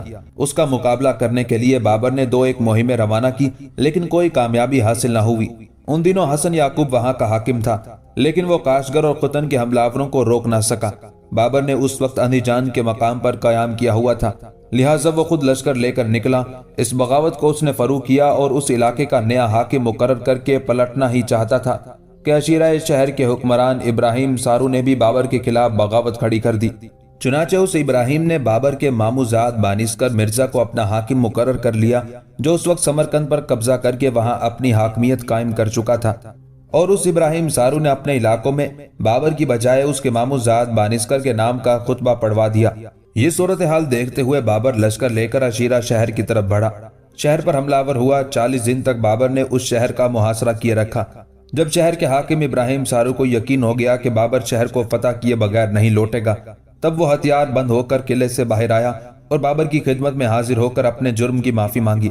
اس طرح عشیرہ کو فتح کرنے کے بعد اپنے لشکر کے ساتھ بابر خوجند شہر کی طرف روانہ ہوا، کیونکہ جگہ جگہ ان دنوں بغاوتیں اٹھ رہی تھی، چنانچہ بابر کے لیے ایسا کرنا ضروری تھا۔ خوجند کے حکمران نے بغیر کچھ کہے سنے بابر کی اطاعت اور فرما برداری قبول کر لی تھی۔ اسی دوران بابر کو پتا چلا کہ اس کے ماموں سلطان محمود نے شاہ رخیہ کے مقام پر قیام کر رکھا ہے۔ چنانچہ اپنے ماموں سے ملنے کے لیے بابر نے شاہ رخیہ کا رخ کیا۔ وہاں اپنے ماموں سے ملا اور اس کے ماموں سلطان محمود نے اسے ہر طرح کا تعاون اور مدد کا یقین دلایا۔ اس موقع پر بابر نے اپنے ماموں سلطان محمود سے یہ بھی شکایت کی کہ قوم کا سمرقند پر قبضہ کر کے وہاں حکمرانی کرنے لگا ہے، حالانکہ سمرقند بابر کا شہر ہے۔ بانسکر سلطان محمود کا بیٹا تھا، لیکن بانسکر خود سلطان محمود کے کہے میں نہیں تھا، لہٰذا سلطان محمود کوئی مناسب جواب نہ دے پایا۔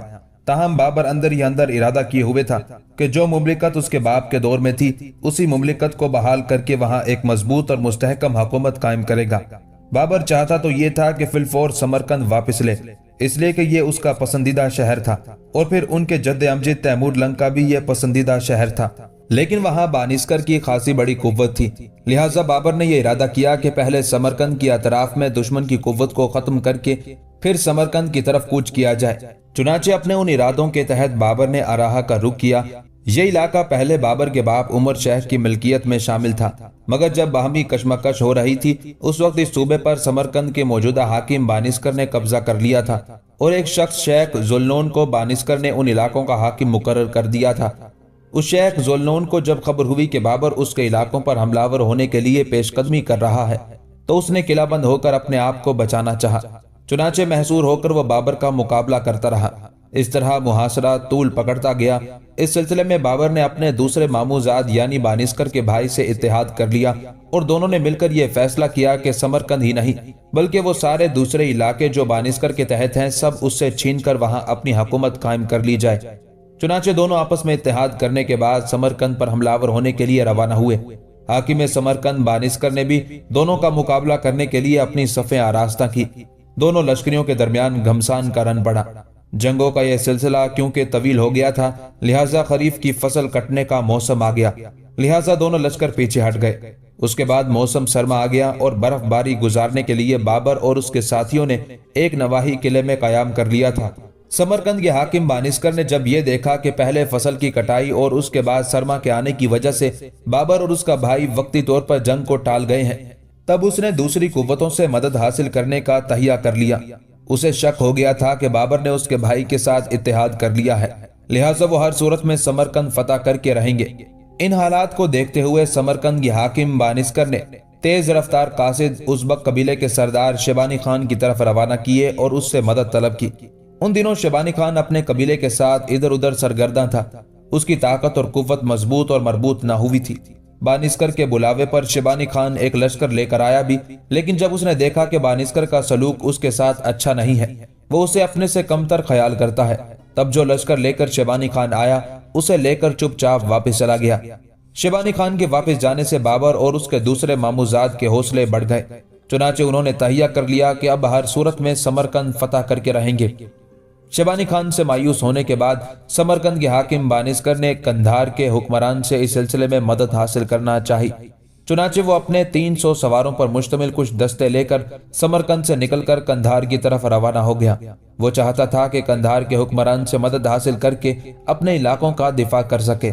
दूसरी तरफ बाबर को भी उसके मुखबिरों ने इतला कर दी थी कि समरकंद का हाकिम बानिस्कर बड़ी राजदारी से समरकंद से निकलकर कंधार की तरफ चला गया है। लिहाजा बाबर अपने लश्कर के साथ फौरन हरकत में आया और आगे बढ़कर बगैर किसी मज़ाहमत के उसने समरकंद पर कब्जा कर लिया था। यूं बाबर समरकंद के तख्त पर बैठा। चूंकि समरकंद पर बगैर जंग के ही कब्जा हो गया था, लिहाजा लश्करियों को माले गनीमत की शक्ल में बहुत कम मिला। चुनाचे लश्करी इस नाकामी की वजह से बिल्कुल बेसरो सामान हो गए। बाबर ने भी उन्हें कुछ ना नवाजा। चुनाचे रद्द अमल के तौर पर लश्करियों के बहुत से गिरोह इधर उधर बिखरने लगे। सबसे पहले मंगोल हरकत में आए और अपने सरदार इब्राहिम बेग के साथ बाबर का साथ छोड़कर चल दिए। उसके बाद बाबर के और सरदार खान अली और तंबल भी हरकत में आए। उन दोनों की तरफ देखते हुए एक और सालार रोजन हसन, जो किसी जमाने में शहर का हुक्मरान था, वो भी बाबर से बागी हो गया।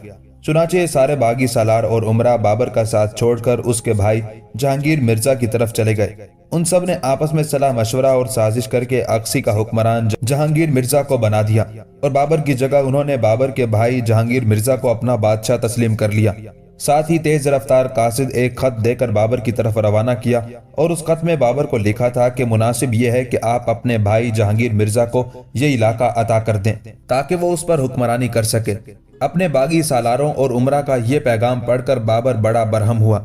उस मौके पर उसने उन्हें बुरा भला कहा और साथ ही उसने उनकी गोशमाली का भी इरादा कर लिया। उस मौके पर बाबर ने अपने एक कासिद को उन बागी सालारों की तरफ रवाना किया। कासिद का नाम ख्वाजा अल्तून था। ये मंगोल था, मगर बाबर के पैगाम पर अमल करने की बजाय उन बागी सरदारों और सालारों ने बाबर के कासिद ख्वाजा अल्तून को मौत के घाट उतार दिया।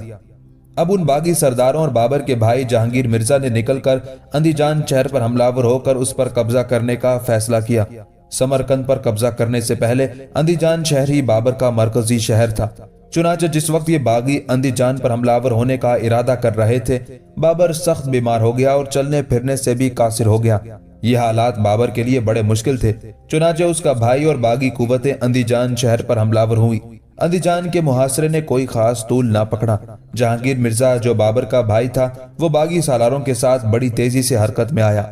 अंदीजान पर कब्जा कर लिया और अंदीजान में बाबर की तरफ से जो हाकिम मुकर्रर थे, उन सबको मौत के घाट उतार दिया गया। बाबर बीमार पड़ा हुआ था, लिहाजा उन हालात में वो बड़ा हिरासा हुआ। आखिर जब बीमारी से उसे सेहत मिली तो एक लश्कर लेकर निकला। साथ ही तेज रफ्तार कासिद अपने मामू सुल्तान महमूद की तरफ रवाना किए, जो ताशकंद का हाकिम था, और उसे मदद के लिए बुलाया। चुनाचे ताशकंद और खुजंद के दरमियान एक मकाम पर बाबर और उसका मामू दोनों अपने अपने लश्कर के साथ यकजा हो गए। चूंकि ताशकंद का हुक्मरान सुल्तान महमूद जहां बाबर का मामू था, वहां अंदीजान के हाकिम जहांगीर मिर्जा का भी मामू था। चुनाचे बाबर का भाई जहांगीर मिर्जा का एक सफीर उन्हीं दिनों बाबर के मामू सुल्तान महमूद की खिदमत में हाजिर हुआ और उसने ना जाने जहांगीर मिर्जा की तरफ से सुल्तान महमूद को क्या पट्टी पढ़ाई कि सुल्तान महमूद अपने दोनों भांजों की लड़ाई में ना पड़ने का फैसला करके अपने लश्कर लेकर वापस ताशकंद की तरफ चला गया।